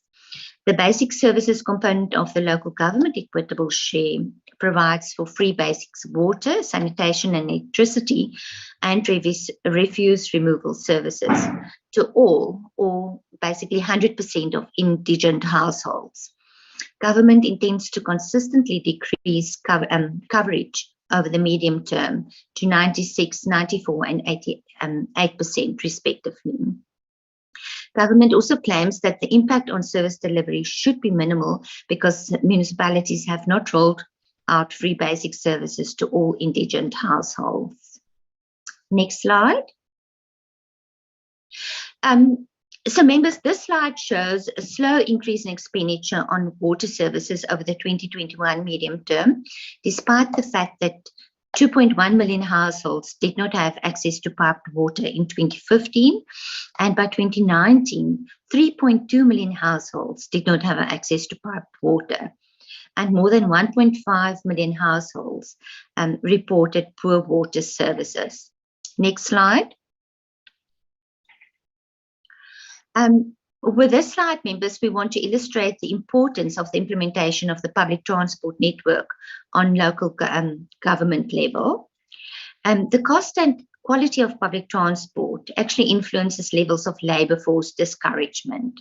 The number of passenger journeys declined from 62.6 million in March 2017 to 42.5 million in March 2019, which could be attributed to the collapse and problems of the passenger rail system or the non-availability of a bus network.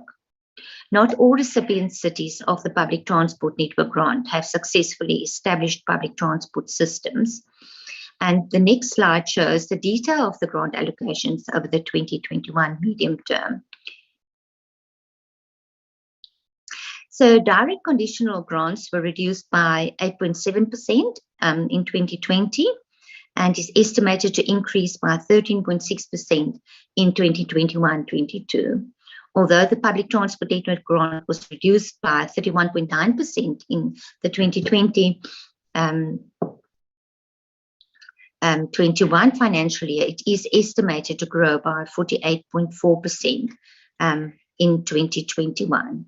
Also to note that local government has only managed to spend 28.6% of this grant in the first 6 months of the local government financial year.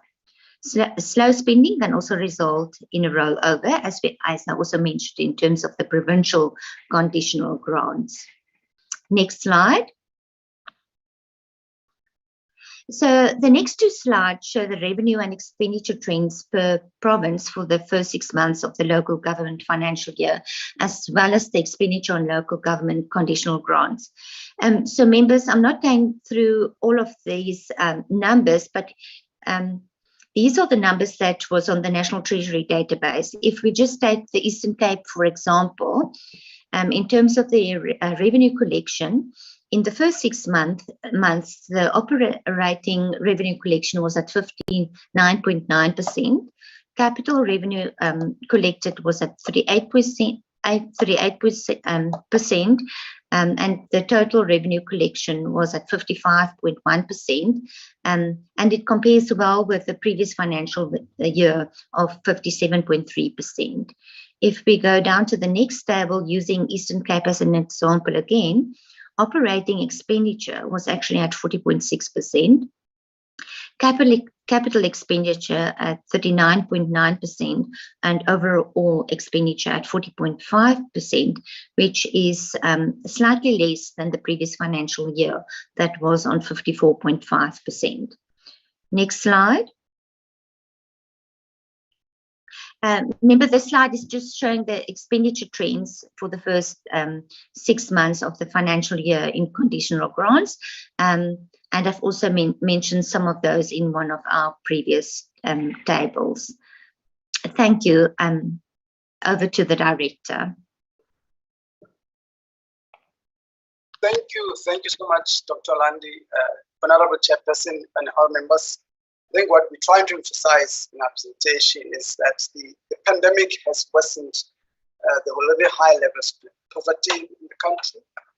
Also given the fact that there was already a slow progress in dealing with some of the service delivery backlog in this regard.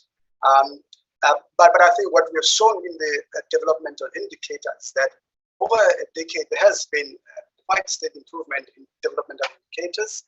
Although there are some specific areas where we get pipe water that was already regressing before the pandemic. So basically the emphasis we're making here that the pandemic is going to raise some of these service delivery gains at both provincial and local government levels, and will continue to put pressure on the service delivery public finance in this regard. The government intend to, because one point that we just emphasize is around the intention to decrease the coverage of basic local government. As that as local government share provides critical free basic service, but that to indigent household, that is being proposed to decline over the next year, which is a bit of a worrying issue. It's clear that the budget itself, Chair and all members, did not turn out to be how we envisaged over the previous years, over the years before. In taking into account that the pandemic might have thrown the span into the running world. So that, of course, has to be taken into account. Government has had to make budget choices in this time. But I think the point that we're trying to emphasize, in our presentation is that the budget choices has to be the ones that improve development in Kenya as opposed to decreasing them. My slides are not moving, and I'm the one who's moving. All right. Several initiatives are in progress. This includes the review of the provincial equitable share formula to try to realize efficiencies. Many stakeholders have expressed concern that elements of current local government fiscal framework make it difficult for local government to generate revenue, but also to allow local economic development to take place. We should be taken into account in this regard. A proposal is on the table to review structure of the local government fiscal framework, on which how to improve the fiscal framework, but also allow local government to be able to make gains in terms of at their own level. There is further need to ensure that there are adequate skills and capacity implementation in implementing the budget themselves from both the government and local government, as we've seen some of the challenges around governance and lack of skills, a very important aspect. And also addressing the issue of governance, as I noted our colleagues from the FCC also raised, a very important aspect in realizing the better service delivery in the local government and provincial sphere. Chairperson and all members, I think that's where we'll stop. We have additional slides which show some of the developmental indicators. We'll stop there and get inputs from the members. Thank you so much. Thank you, colleagues. Thank you, Doc. Oral members, can I have indications of the members who would like to interact with the PBO presentation? Elizabeth Peters. Elizabeth Peters. Sheikh Imam, Chair. Honorable Sheikh.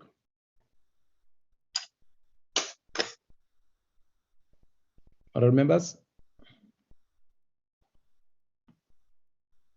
Honorable members, I've got Honorable Peters, Honorable Sheikh. Who else is saving a bite on the presentation?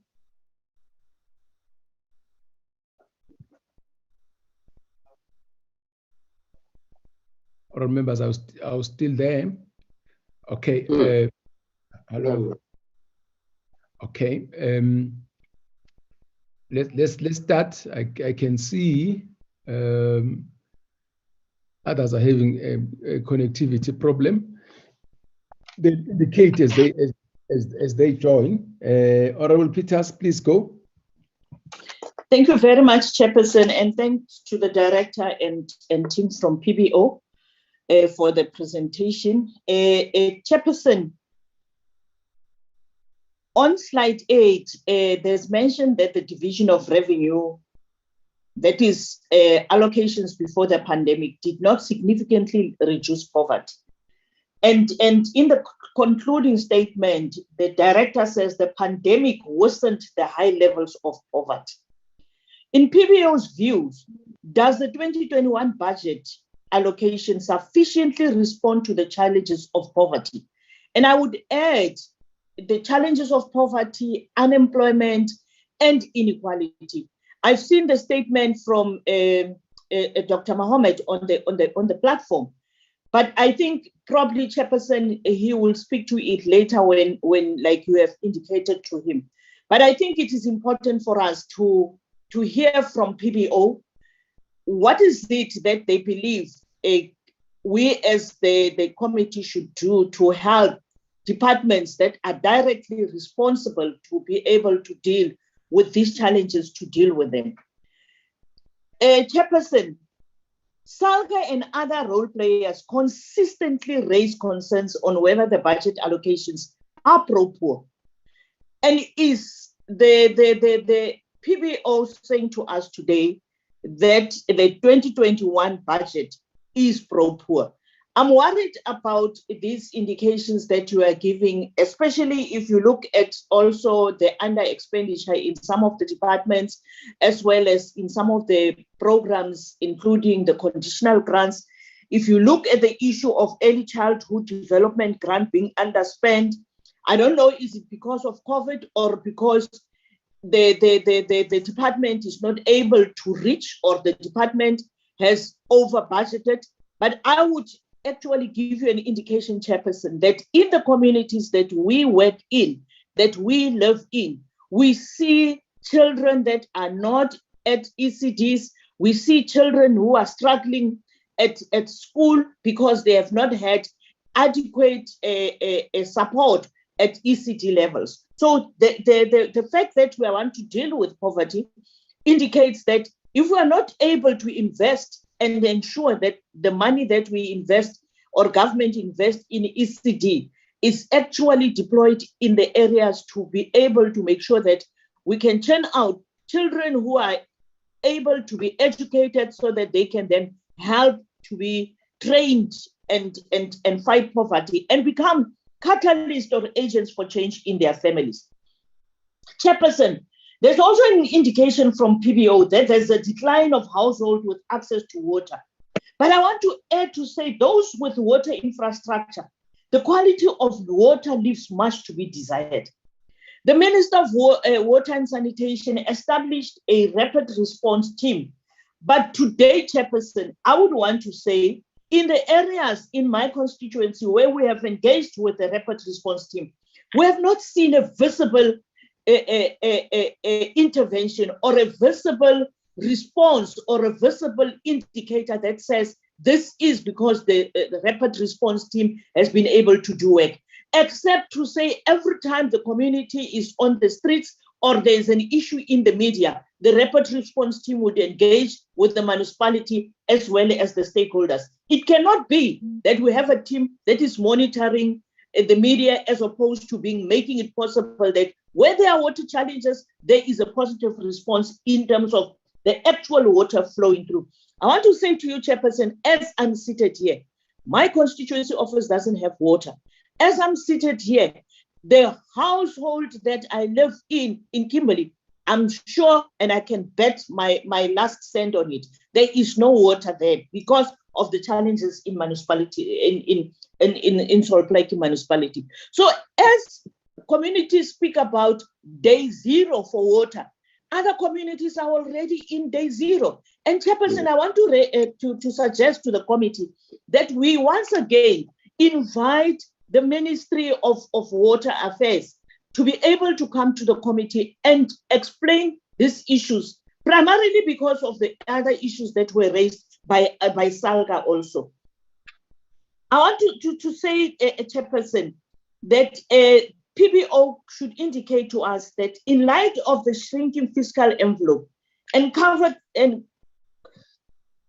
coupled with COVID-19 pressures, to what extent does the 2021 Division of Revenue Bill assist in achieving the NDP Vision 2030 targets as well as the SDGs? And I want to say that it would be important for the PBO to indicate to us whether they see us being able to achieve the SDG targets as well as the NDP Vision 2030 targets, but also whether this budget does allow for the implementation of the national health insurance as well as. Honorable Sheikh, please. Honorable Sheikh, please mute. Thank you, Honorable Peters. Do they see the implementation of the national health insurance as well as the district development model in this particular, or does this budget allow for the rollout of these particular important instruments for delivery in our South African society? And in the view of PBO, it is the same question I asked the FFC. Which programs or projects should be postponed or abandoned, and how should the gap be closed? Thank you, Chairperson. Thank you, Honorable Peters. Honorable Sheikh. Thank you, Chair. Sorry for that. Sometimes you forget. Let me start off by, I'm not sure in one of your presentations whether I read it wrong or you made a mistake, PBO, where you said the local government allocation is 432.6 billion and 23.7 in indirect grants. Could you just check that, because if my understanding is there's something not right there.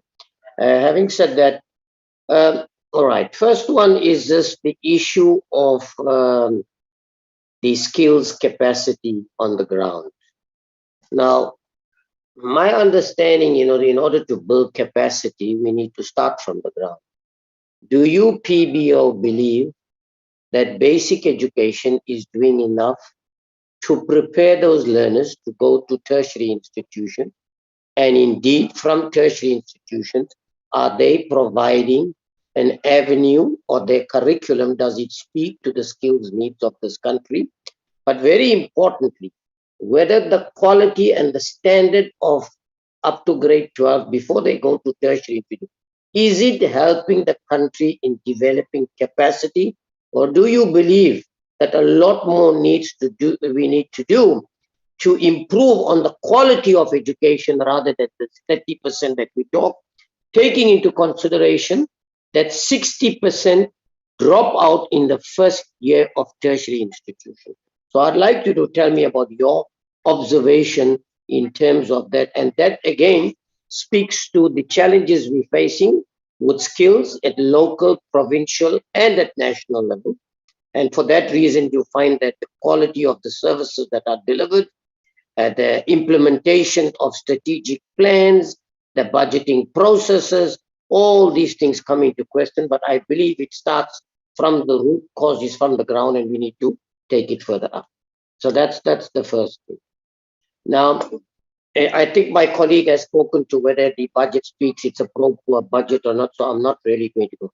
Do you believe as PBO that we are spending too much on consumption in South Africa, taking into consideration how little of the money goes, or the budget is allocated actually for the delivery of goods and services, but rather on compensation to employees and everything else that goes? I'd like you to comment on that. Then the other thing is just based on the resources that we are making available to all spheres of government and their responsibilities. And I want you to educate me here, because I see you also, we're talking about this district model. I want you to tell me what is your understanding of what is the responsibility of the provinces, in terms of the local government. Now that district is going to be in between as well. How do you interpret what is going on? Because is it not to some extent duplication of processes? It's the same thing like with oversight. We go to do oversight. Provincial is supposed to do that oversight. I'm sure district is supposed to do that. You got internal auditors, you got the local, but still, very little, and we're not getting value for money. So I'd like to know, what do you believe as PBO we should do differently in terms of procurement in South Africa? Because I feel we're not taking this seriously, even though an estimated 300 billion rand a year is lost in South Africa through all spheres of government, not getting value for money, and where people are, this is one of the, it's like the state is the cash cow, and this is the only opportunity for them to be able to make money out of it and enrich themselves. Now, you spoke about the level of poverty and the vulnerable in society. I want you to tell me of the impact of BEE and things by virtue of the fact that we have created 17,500 millionaires in South Africa, but haven't touched the surface of uplifting the lives of the poorest of the poor. So it means a middle class is emerging, which is enriching themselves at the expense of the poorest of the poor. So what should we be doing differently there so that indeed more can go towards the poorest of the poor and uplift them, rather than us creating another elite group of millionaires in South Africa, if that's my understanding. Now, I know we speak about water, and yes, water is it's a serious situation all over. And I think you've alluded to the fact that over a period of time, and I think FFC has done that we have not paid attention to maintenance. How do you believe, by the virtue of the fact that the infrastructure we currently have is collapsing. It's in a very poor state. On the other hand, we're putting emphasis on new infrastructure. How do you think we should actually balance this? Should there not be more money going to save that infrastructure?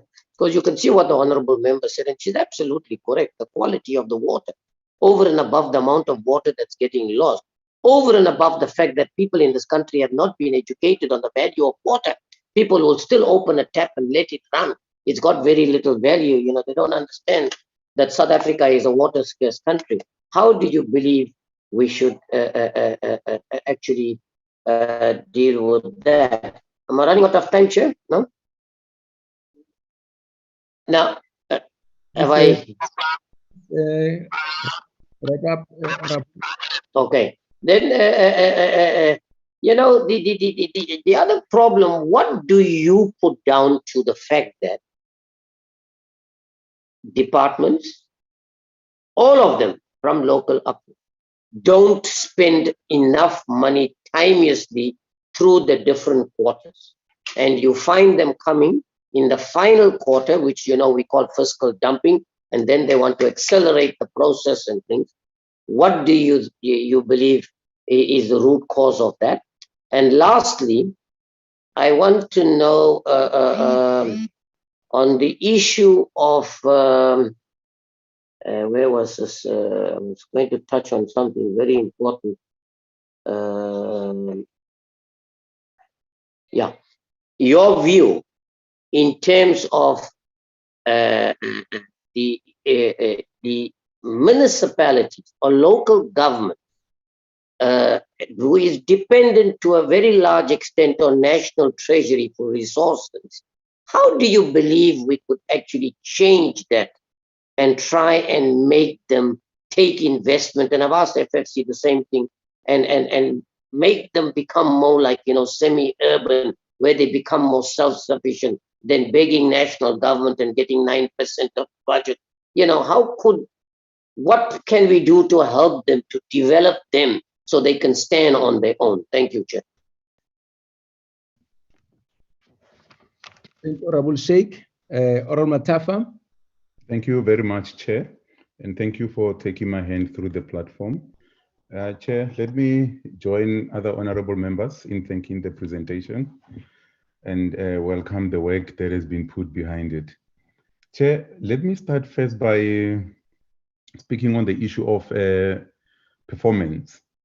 The POB speaks of reprioritization of the budget, particularly on slide 4.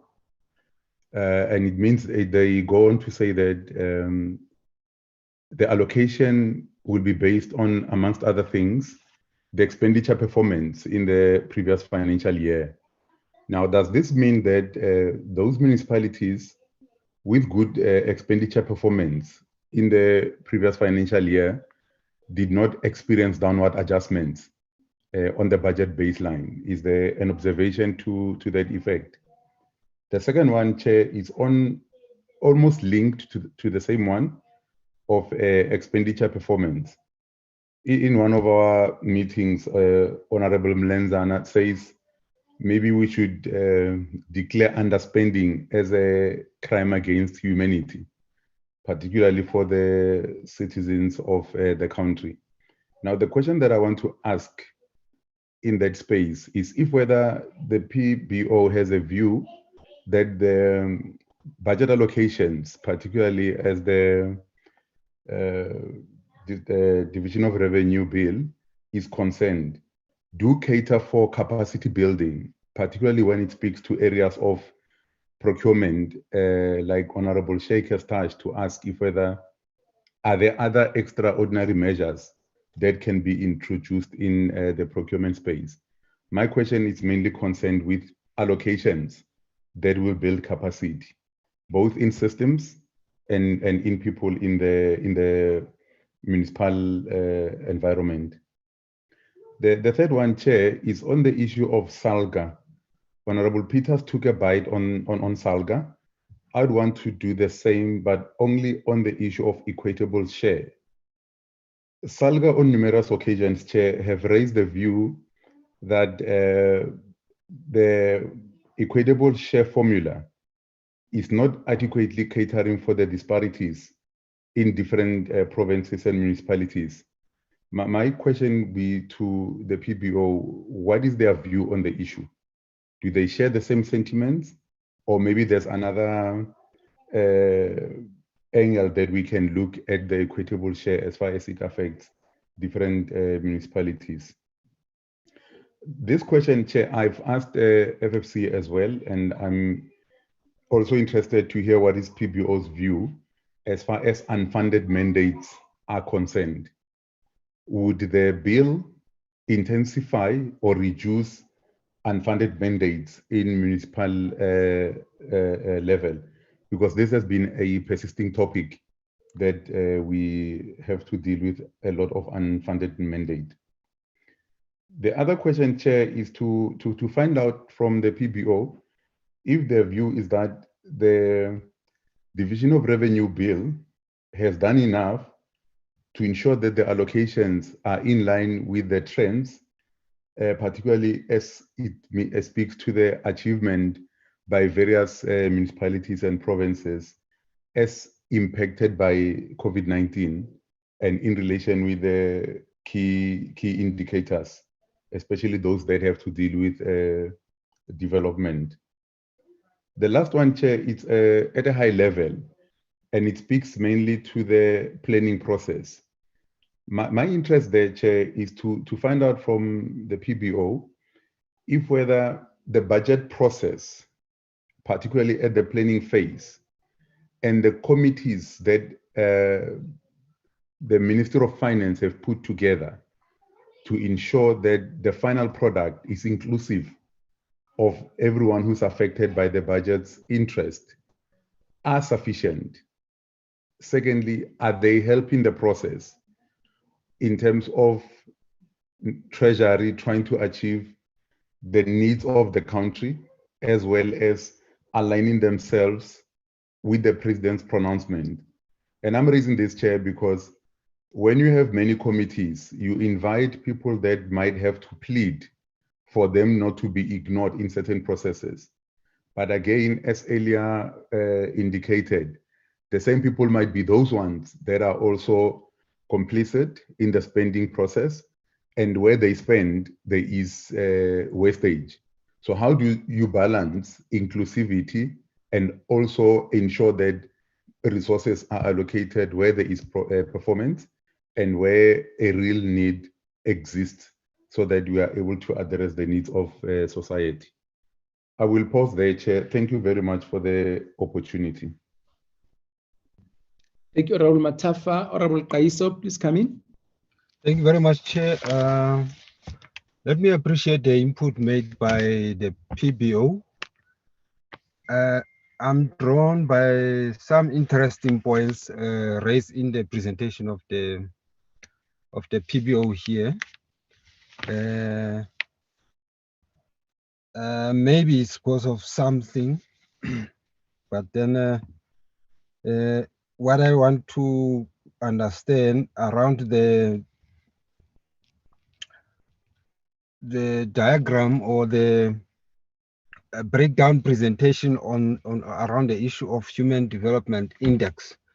I see here Mr. Mohammed had answered some part of what I'm interested in here. That you're saying that the Human Development Index of South Africa ranked at 114. I don't know after how many centuries. Out of 189 countries. So at what average are you expecting to see this, or to define this as being improvement or non-improvement? I was interested actually in that 34% inequality, which is said to have declined from the Human Inequality, Human Development Index. I also wanted to understand that, what do you mean by that? Because now, my understanding was that now, since this period, already the country was in a a deep crisis of inequality and poverty in the country. But it was quite interesting when I saw this 34%,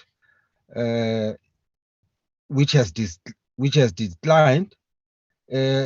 Perhaps I might not be understanding that quite properly. I'm interested for the PBO to explain to us what does that mean.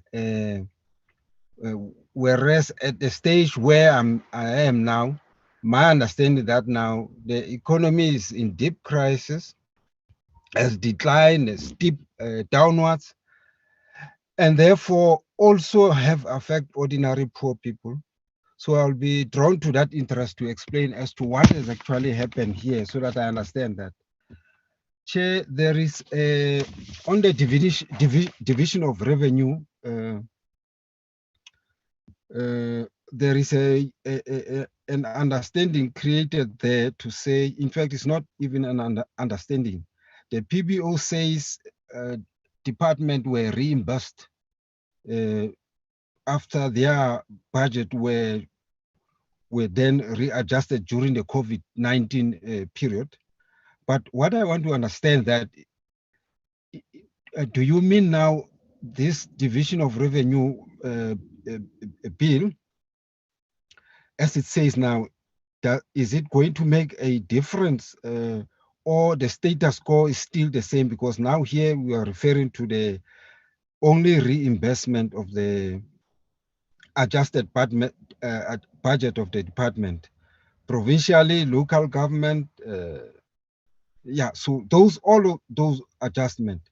Because my understanding is that if you are just reimbursing, it's like there is a status quo now, because you only reinvest. There is nothing more than that could be done. So it's one of the issue or the last issue that I wanted to ask, including the issue of the gender development index.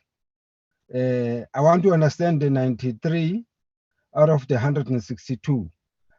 What period are you referring to? Because it may be after a certain period that one would be able to measure that no, there is a success or there is actually a downward trend.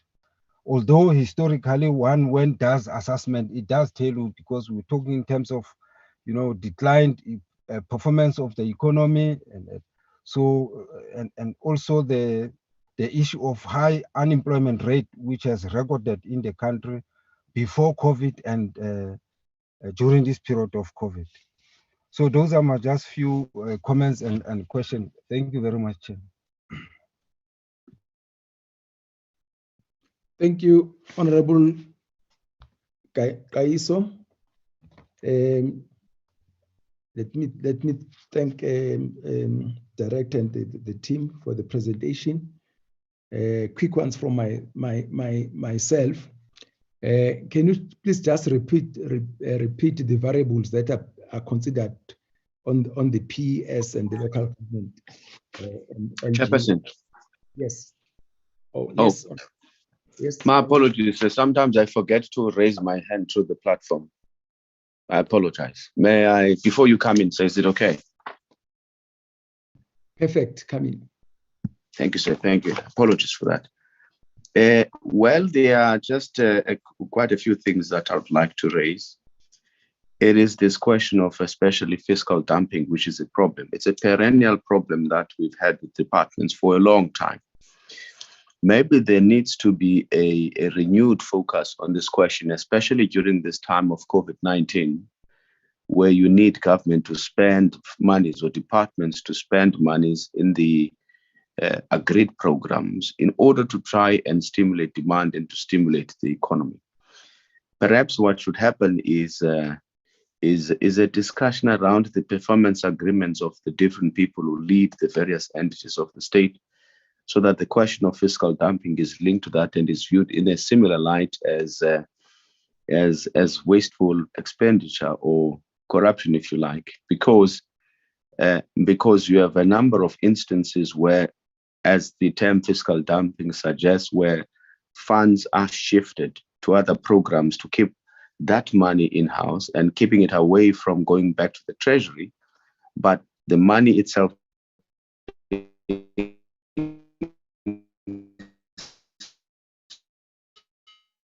and in the majority of instances that aren't going to help a particular department. It's a matter that perhaps as a committee, standing committee on appropriations, we should pay particular attention to, and to look at who are the offenders, the regular offenders, and hold them to account for that specific issue. And because it comes from under expenditure, you first need to address the question of under expenditure before you get to the end of the financial year, where departments then conduct fiscal dumping. Honorable Mlenzana, as quoted, was quite right in saying that it's a crime against South Africans for departments to underspend at the time when such an expenditure is important for the delivery of services and the rendering of services to the public. I want to also ask a question perhaps and say, the discussion that we need to have before we talk about reviewing the equitable share formula is to have a discussion to say, before we even get to reviewing the equitable share formula, which we agree and accept that at some point it needs to be reviewed in order to be able to provide adequate resources to the local sphere of government. But we need to have a discussion about the fundamental issues that we need to address at that local sphere of government before we talk about reviewing the equitable share formula. Why? I'm worried about us making the same mistake that in the past we have always made, where we seem to be throwing money at the problem rather than addressing the underlying causes, the government's challenges that exist in the number of municipalities. The last point is, Chair, is it at all possible for us to, when it comes to this question of under expenditure, do what we sometimes do, where we keep a close eye on the reports that come out of the departments and track the percentages, because usually you know that at the end of each quarter they must have spent a specific amount of money, and with the account before us, we're able to check that and make sure that they keep track of their quarterly targets in terms of expenditure. And if the reasons are valid, yes, but if the reasons are not valid, they need to go back to the drawing board and make sure that they focus on those priorities to avoid what usually happens at the end of the financial year. I know of some of the entities which are not departments of government but get funding from government, where they would actually even decide to sponsor conferences or sponsor silly programs as long as the money is spent, while other entities and there are other departments that would do well with that funding if it were to be returned back to the treasury. It might be also a question of budgeting, where people over budget for their requirements. We need to establish what the real problem is. Thank you, sir. Thank you, Chair. Thank you, Honorable Kwankwa. Just to, I thank the PBO director and his team. Let me start with the equitable share formula. Can you just take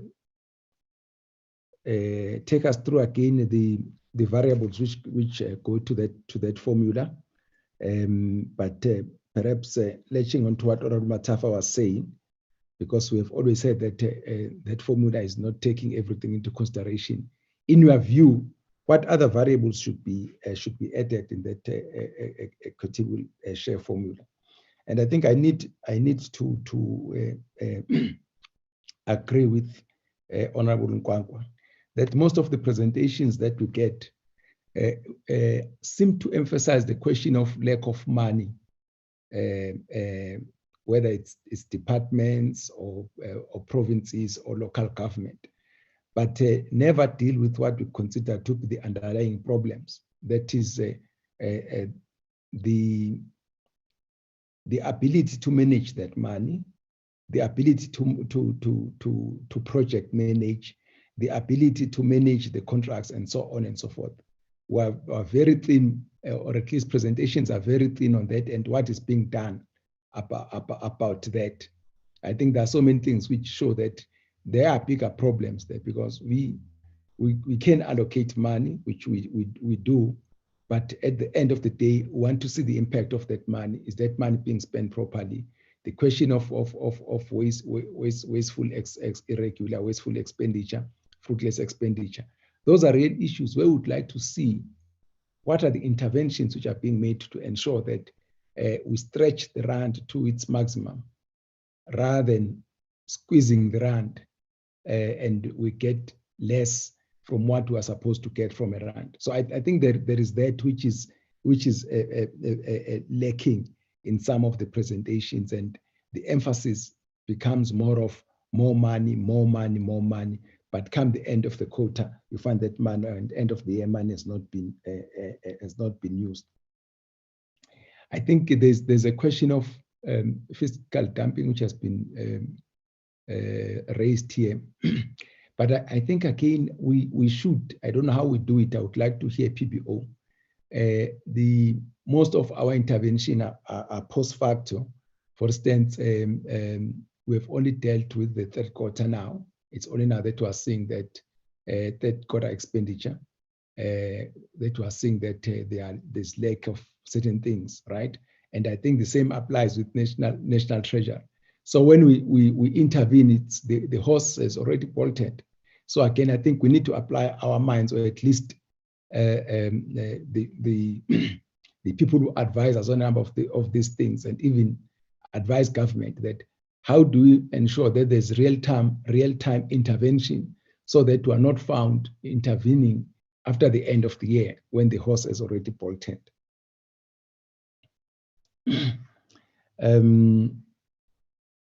I just want to check with PBO. One of the things which was announced by the minister on his budget is the decrease of the company income tax. So what is the expectation? What is the hypothesis, for sense, from your side of this decrease? What do you want to see coming? Because as far as I'm concerned, whenever we do these things, we should have a hypothesis and say exactly when this happens. For instance, are we expecting that these companies are going to reinvest the money? Or exactly what is our expectation? Especially when the fiscal is struggling with the revenue, and this happens. I would just like to hear what are the likely outcomes of this as far as PPO is concerned. Just to remind the presenters, whenever we present, we must know that we are not only talking to the honorable members of parliament here, who may be quite conversant with a number of terminology that we use. So it's very important that we should try time and again to define some of the terms that we are using. For instance, I'm challenging you here, PBO, to differentiate between the conditional and unconditional grant. Exactly what's the difference, and what the purpose of those grants, what do we aim to achieve with those grants in general terms, so that as we engage, we're also engaging in taking the public with us. And lastly, after all this, what is the positive that you'll come and stand on top of the mountain and say, of this division of revenue, this is the positive that comes from this division of revenue? And obviously, we measure our positive about the ultimate impact on the people of South Africa of the division of revenue bill. Please respond, Doc and your team.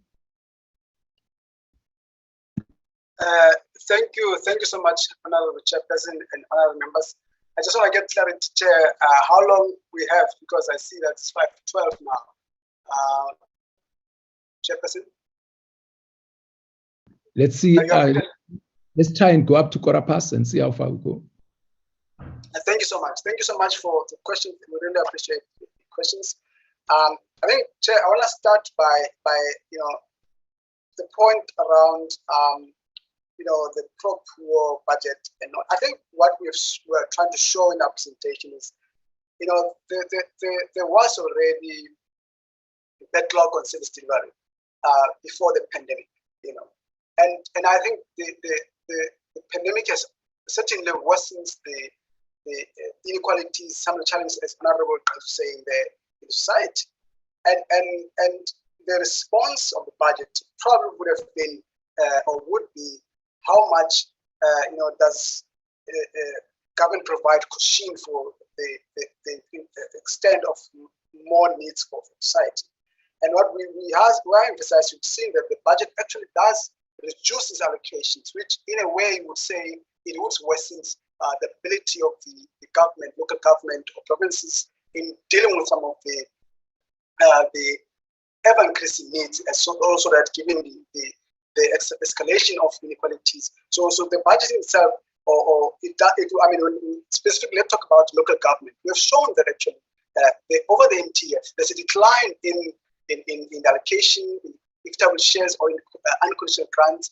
Equitable shares, it's certainly what allows local government to meet its commitments.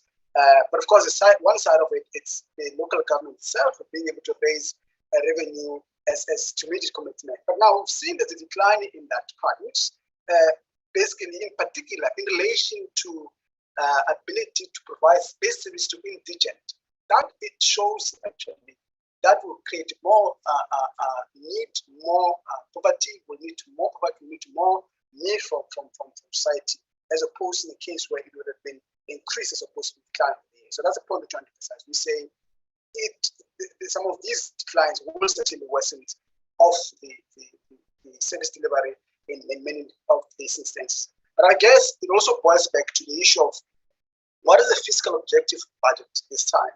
It's always been to try to deal with debt.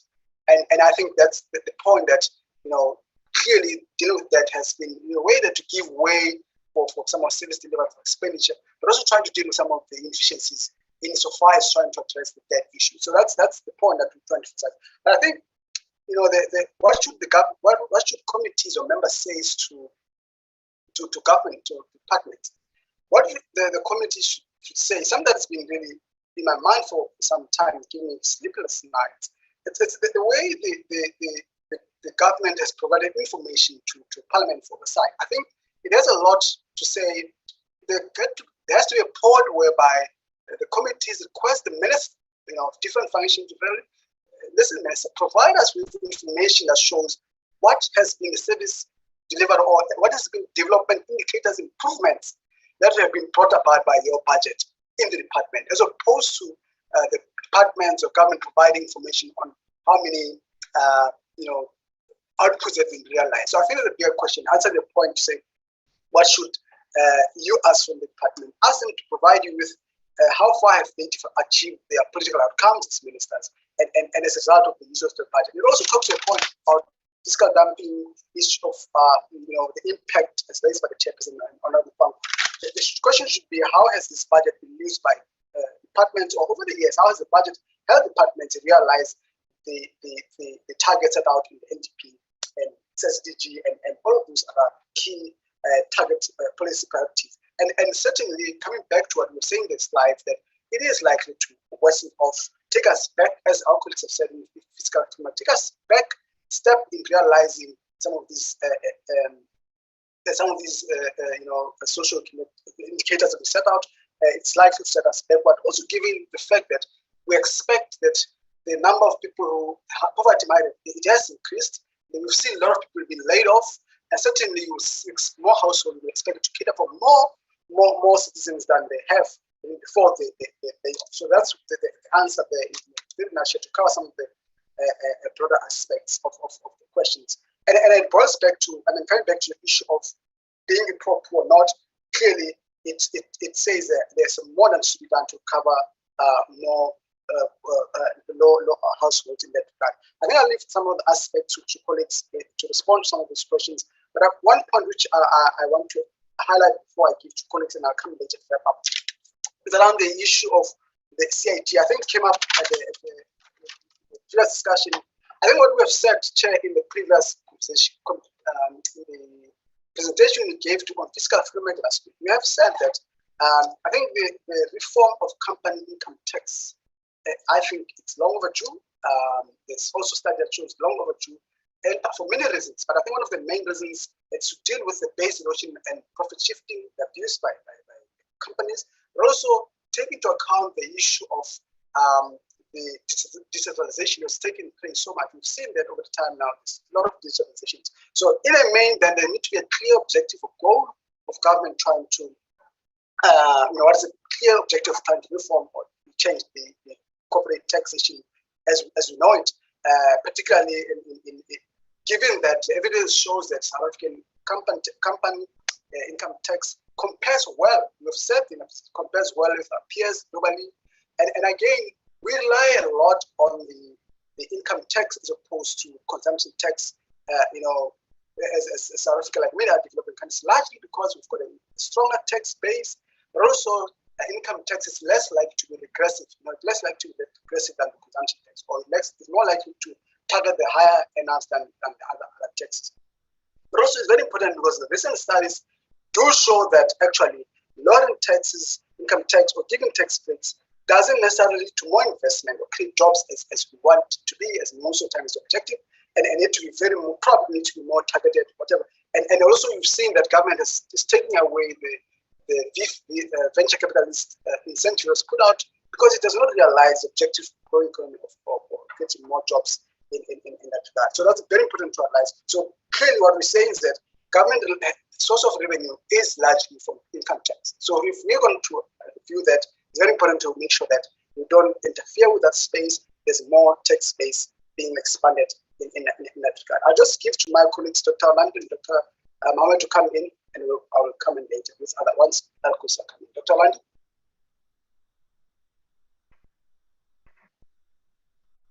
Okay, thank you, Director. There are a few things that I will respond to, and I will be quick. There was a question in terms of the NDP, whether we will reach the NDP targets. Members, I really wish I could give you an evidence-based answer, because since the end of the previous medium-term strategic framework, there hasn't been any reporting on the progress of action on the DPME database. We occasionally look and try to get the information, but it's not there. Since the implementation of the new medium-term strategic framework, the 2019-25, there was also no reporting on the program of action, which is the reporting system on the medium-term strategic framework, which is the 5-year plan of the implementation of the NDP.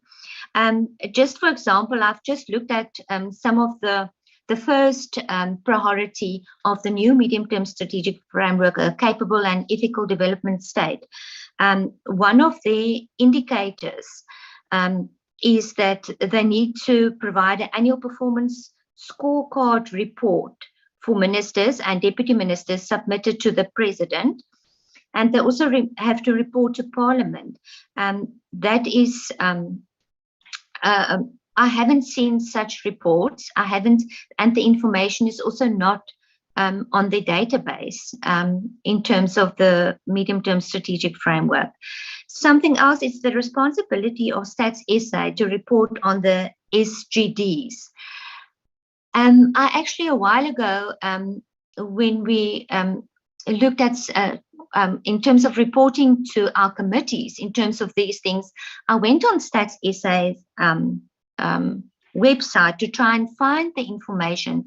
But some of those reports hasn't been updated since 2016. So I really wish I could provide you with evidence-based information and an answer to basically tell you that we are going to meet those targets or not. But the evidence are not there, the data is not there. In terms of which programs we need to stop and we need to continue, members, that the answer of the reviews, and that's why the reviews will be so important to inform the budget progress, because those reviews will take into account not only expenditure, but it will also take into account performance.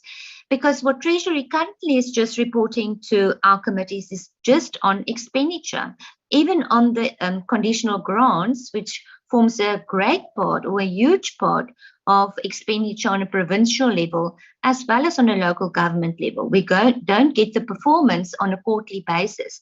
And that is why we also made a suggestion or a recommendation in our budget analysis presentation that we might start implementing reporting on even that short list of indicators that are presented in the estimates of national expenditure, that the Treasury, when they report back on expenditure, they also report back on that specific group of indicators that reflects the main budget expenditure. The next one that I want to give feedback on, the district development model. I'm not very familiar with this model, but members, I can assure you that for more than 10 years, the structures in government budgets has been changed to try and reflect how spending is done within the different districts in an entire province. But when I was working in the provincial government, one problem that we picked up was that, say for example, the education and the health districts are not the same districts. It doesn't have the same borders. Then there was a question of in terms of the division of revenue, how we reimbursed. What we wanted to show you, members, is that a lot of money in some instances were taken away during the adjustment budget. It has been reprioritized. You will see, for example, we reduced funding for the network transport grant during the adjustments, because some provinces indicated that they won't be able to spend that money in 2020, but that money has been reallocated in 2021. It doesn't mean that that's the only change that has happened. All the other criteria that they use to develop the budget has also been used for 2021 and over the medium term. One of the criteria that I've indicated was the needs in provincial governments or in local government, as well as the expenditure trends. Sometimes ministers do indicate that they are not ready to implement a project, and then that money will be moved forward or reprioritized for something else. In terms of fiscal dumping, members, are just so easy when most of your money are transferred to another institution to provide the services, or on a national basis, you can just transfer to the province, or on a provincial level, you can just transfer the money to local government. So for quite a while, we've been indicating to members that in terms of the structure of and how we develop our budgets, if you just transfer money, it's very easy to just transfer it and shows 100% of expenditure. But if you have to implement that budget yourself and produce outputs, then it's not that easy to dump the money on another institution or another sphere of government. That's why you often see that local government cannot spend in a certain period, because provincial government just dump the money on local government. I've spoken about the underspending, and we must keep a close eye, but the close eye should not just be on the underspending. The close eye should also be in terms of the implementation of policies, the implementation of the outputs or producing outputs. In one of our briefs that we distributed to committees was on health. Some of those grants has spent the entire budget, but they didn't perform. Some of the grants didn't spend, but they also performed. So one must really take into consideration not just the expenditure, but also, and in terms of that outcome, make budget decisions. Honorable Buthelezi asked about the different variables. The health or the education variable of 48%, all the data that they use. I'm just here on page 75 of the Division of Revenue Bill. It's not complicated, but it's very detailed in the bill. We can put it in a brief for you, Honourable Buthelezi, and provide you with it. But the education component is 48%, the health component 27%, and it's based on a risk profile and health system caseload. And there's quite a few components within that component of health, and within that 27%, a lot of data that they use to derive at the risk profile of health in a province, and then the others. But we can definitely provide you with the information if you want us to, in terms of the detail of the equitable share.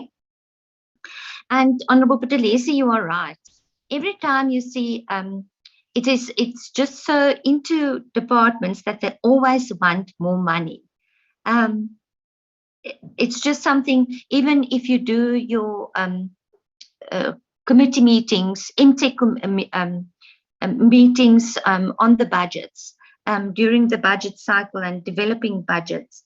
But I think the answer to this question is that it's also the reviews.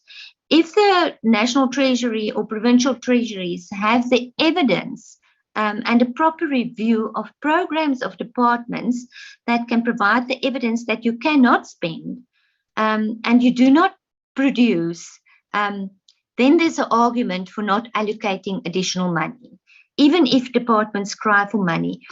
And when we've also looked at the infrastructure section of the budget review document, there's such a lot of projects that are just they just don't progress into the implementation stage. It's in tender stage, still developing tenders, wait for approval. It's just a continuous process for years and years before projects gets implemented. Honourable Buthelezi also wanted to know about the conditional grants. Conditional grants are all listed in the schedules of the Division of Revenue Bill, and there are specific criteria that they need to use, and there are also specific outputs that needs to be produced. And on a local government, we've actually seen that they refer to the equitable share of the local government to unconditional grants. It's the same thing.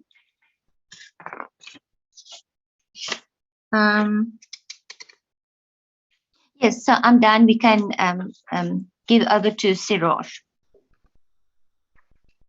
Thank you, Director. Thank you, Nelia. Honourable Chair, I noticed that we at 14 minutes now. So I don't know if you'd mind giving me 5 minutes more. I know there were lots of questions and my colleagues dealt with a lot of them. Maybe if you give me 4 or 5 minutes to my side. Thank you very much. Can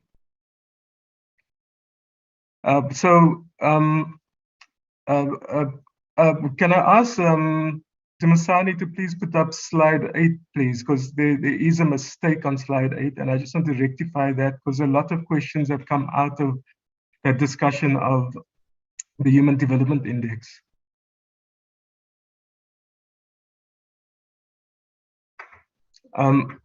So I want to start off saying I want to apologize because in the editing process, words were probably reduced and changed, which changed the meaning. So especially when talking about the inequality HDI, in the last column, that says inequality declined by 34%. That's wrong, and I'll explain why. But first, to give maybe 30 seconds of background. So these indices come from the United Nations and were developed by the UNDP Development Program, where they realized that just looking at GDP or GDP per capita is not enough. And it doesn't give a sense of the problems facing the world and countries in dealing with poverty and equality And so they developed, starting with the Human Development Index, and that takes into account whether people are, how long their estimated lives will be, infant mortality rates, etc., and health. And it also takes into account access to knowledge, so levels of education, literacy, etc., and it looks at the standard of living, which is the kinds of shelter, how people live, access to services, levels of employment, etc. So they take a large number of variables and they convert that into an index. So South Africa's index comes out at, I think, what looks like relatively high. It puts us almost in the rankings of a middle income country. It's 114 out of 189, and this is in 2019. And over the years, especially as antiretrovirals have been rolled out and HIV/AIDS infection rates have come down somewhat and life expectancies have improved, we've seen the index improve a bit over time. In 2010, the UN came out with what they called an inequality HDI. And this says that because the HDI is an average across the country, it doesn't take into proper account levels of inequality. And so what they did with the inequality HDI is they looked at the distribution of inequality in the country, and then they looked at how the HDI itself is distributed across the country, and then adjusted it to take account of inequality. And so in societies like South Africa, where inequality is extraordinarily high, amongst the highest in the world, when you do that to the HDI, you see in South Africa that in the 2019 figure for the HDI, the IHDI is 34% lower than the HDI. So that's where the mistake in this chart, in this table is, and I think that's a really important mistake to note, because inequality didn't decline. It's actually, you take inequality into account and you turn the HDI into an IHDI, an inequality HDI, we see the situation looking much worse, and then it puts South Africa outside of that middle income country bracket, below that. Now, the Gender Development Index, and I noticed that there's, in some UN documents, they talk about the Gender Inequality Index. And that put South Africa at 0.4, and over the last 5 years or so, it's sort of in that between 0.4 and 0.41. It hasn't changed too much. And in South Africa's ranked 93rd out of 162 countries. And this is taking into account that in many countries, the levels of patriarchy and gender inequality and things are much higher in parts of Africa, Asia, Latin America. So 93 out of 162 may not look so bad to some people, but I think we need to actually take that into account. That number is low for South Africa as well. Now, the last one is the multi-dimensional poverty index, and again, looking at an index of different things, and it put in. They didn't have the latest numbers I could find is 2016. It's 3.6 million people were seen to be multi-dimensionally poor in South Africa, and an additional 7 million people were vulnerable. And this situation has actually worsened even before the COVID. And if we look at the levels of drops in income and employment, we can only assume that it's gotten a lot worse during 2020 with COVID. So I hope that clarifies it. And if necessary, I can redo the table and send a note with it if the chair feels that will help. Just to come to one or two questions.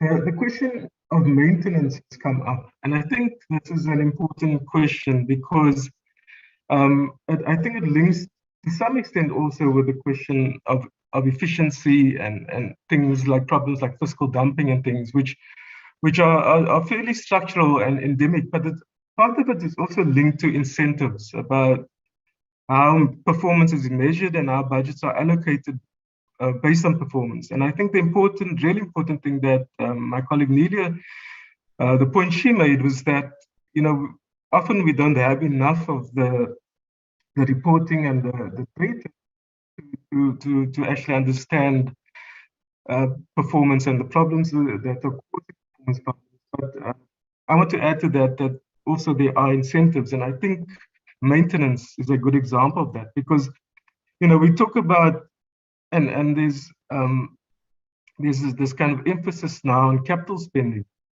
But if you look at building new projects and developing new infrastructure, if you look at the life cycle of infrastructure in energy, in water, and those things, the amount of money you're going to spend in terms of people, their time, and replacing parts and those things, less than 1/3 is your upfront capital expenditure. And so, and often the maintenance is treated as an ongoing expenditure, and the maintenance is actually often quite labor intensive. And so, if we're looking at reducing cost of employment and goods of services relative to capital, which is, I think, an emphasis in the budget of the last year or two by National Treasury, then there's a problem, and it's sending the wrong signals and is the wrong incentive. And this comes to this notion of almost what's called the golden rule. If you're going to borrow, if you've got deficits and you need to borrow, there's this idea that the borrowing should be used to pay for capital expenditure rather than for goods and services and employment and your ongoing running costs. But I think this is a false dichotomy, especially in government, and it decides to think too much of government as a private business enterprise, because you're not, and as I was saying, that's one of the problems. The other thing is that you need to look at what are the social cost benefits of the spending and what you're borrowing for, whether it's capital or whether it's on ongoing expenses.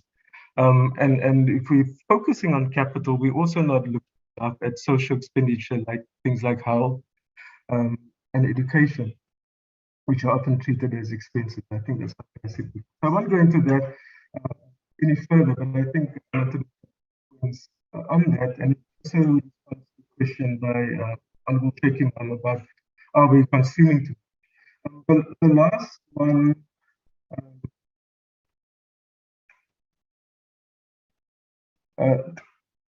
Sorry, maybe I should stop there. I see the director's done his view again, so I think that's a sign to me that I've spoken long enough. Thank you very much.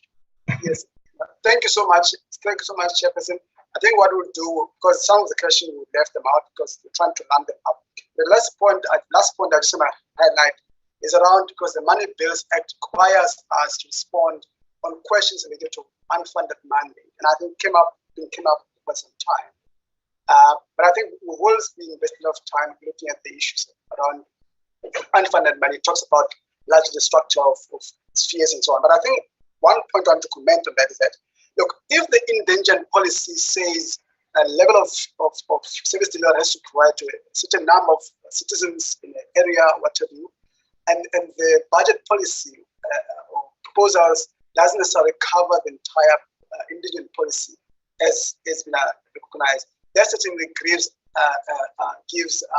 grounds for argument that there would be unfunded mandate, because the local government will have to provide services in areas, even though the budget policy does not cover those. So we'll invest a lot of time looking into that, but it's a very important part that we'll look into. But thank you so much, Honorable Chairperson, Honorable members. We will get some of these questions and respond them in writing, some of these questions. Thanks so much, Chairperson. Honorable Kaiso, quickly. Yes, thank you very much, Chair. Just one thing, Chair. Ms. Ellis said something very much important that needs the attention of this committee. The non-availability of data information from departments so that we can be able to read and analyze the reports quite properly, because I don't think it is going to assist us if we are unable to receive any data information from the departments which are relevant for us as a committee to analyze whether is there any impact in as far as human development index and other important areas that the PBO has talked about.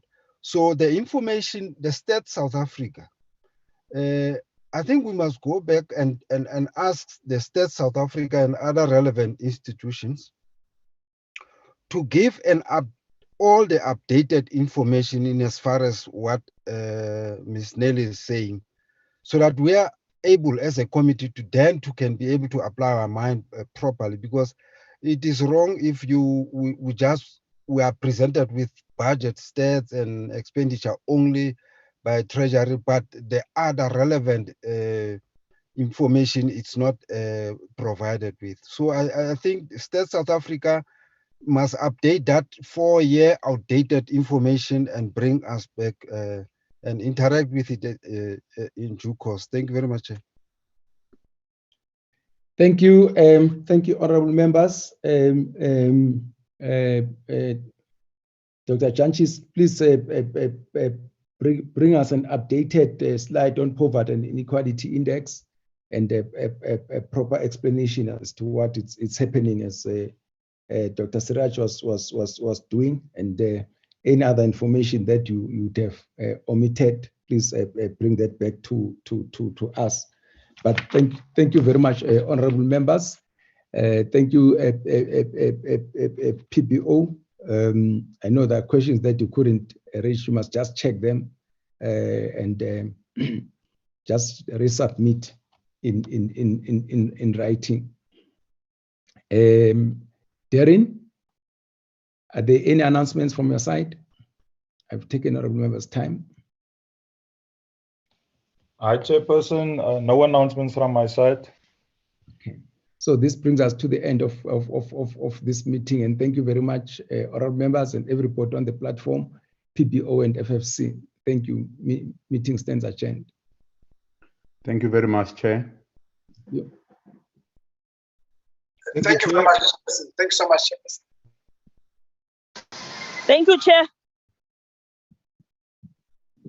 Thank you, Chairperson.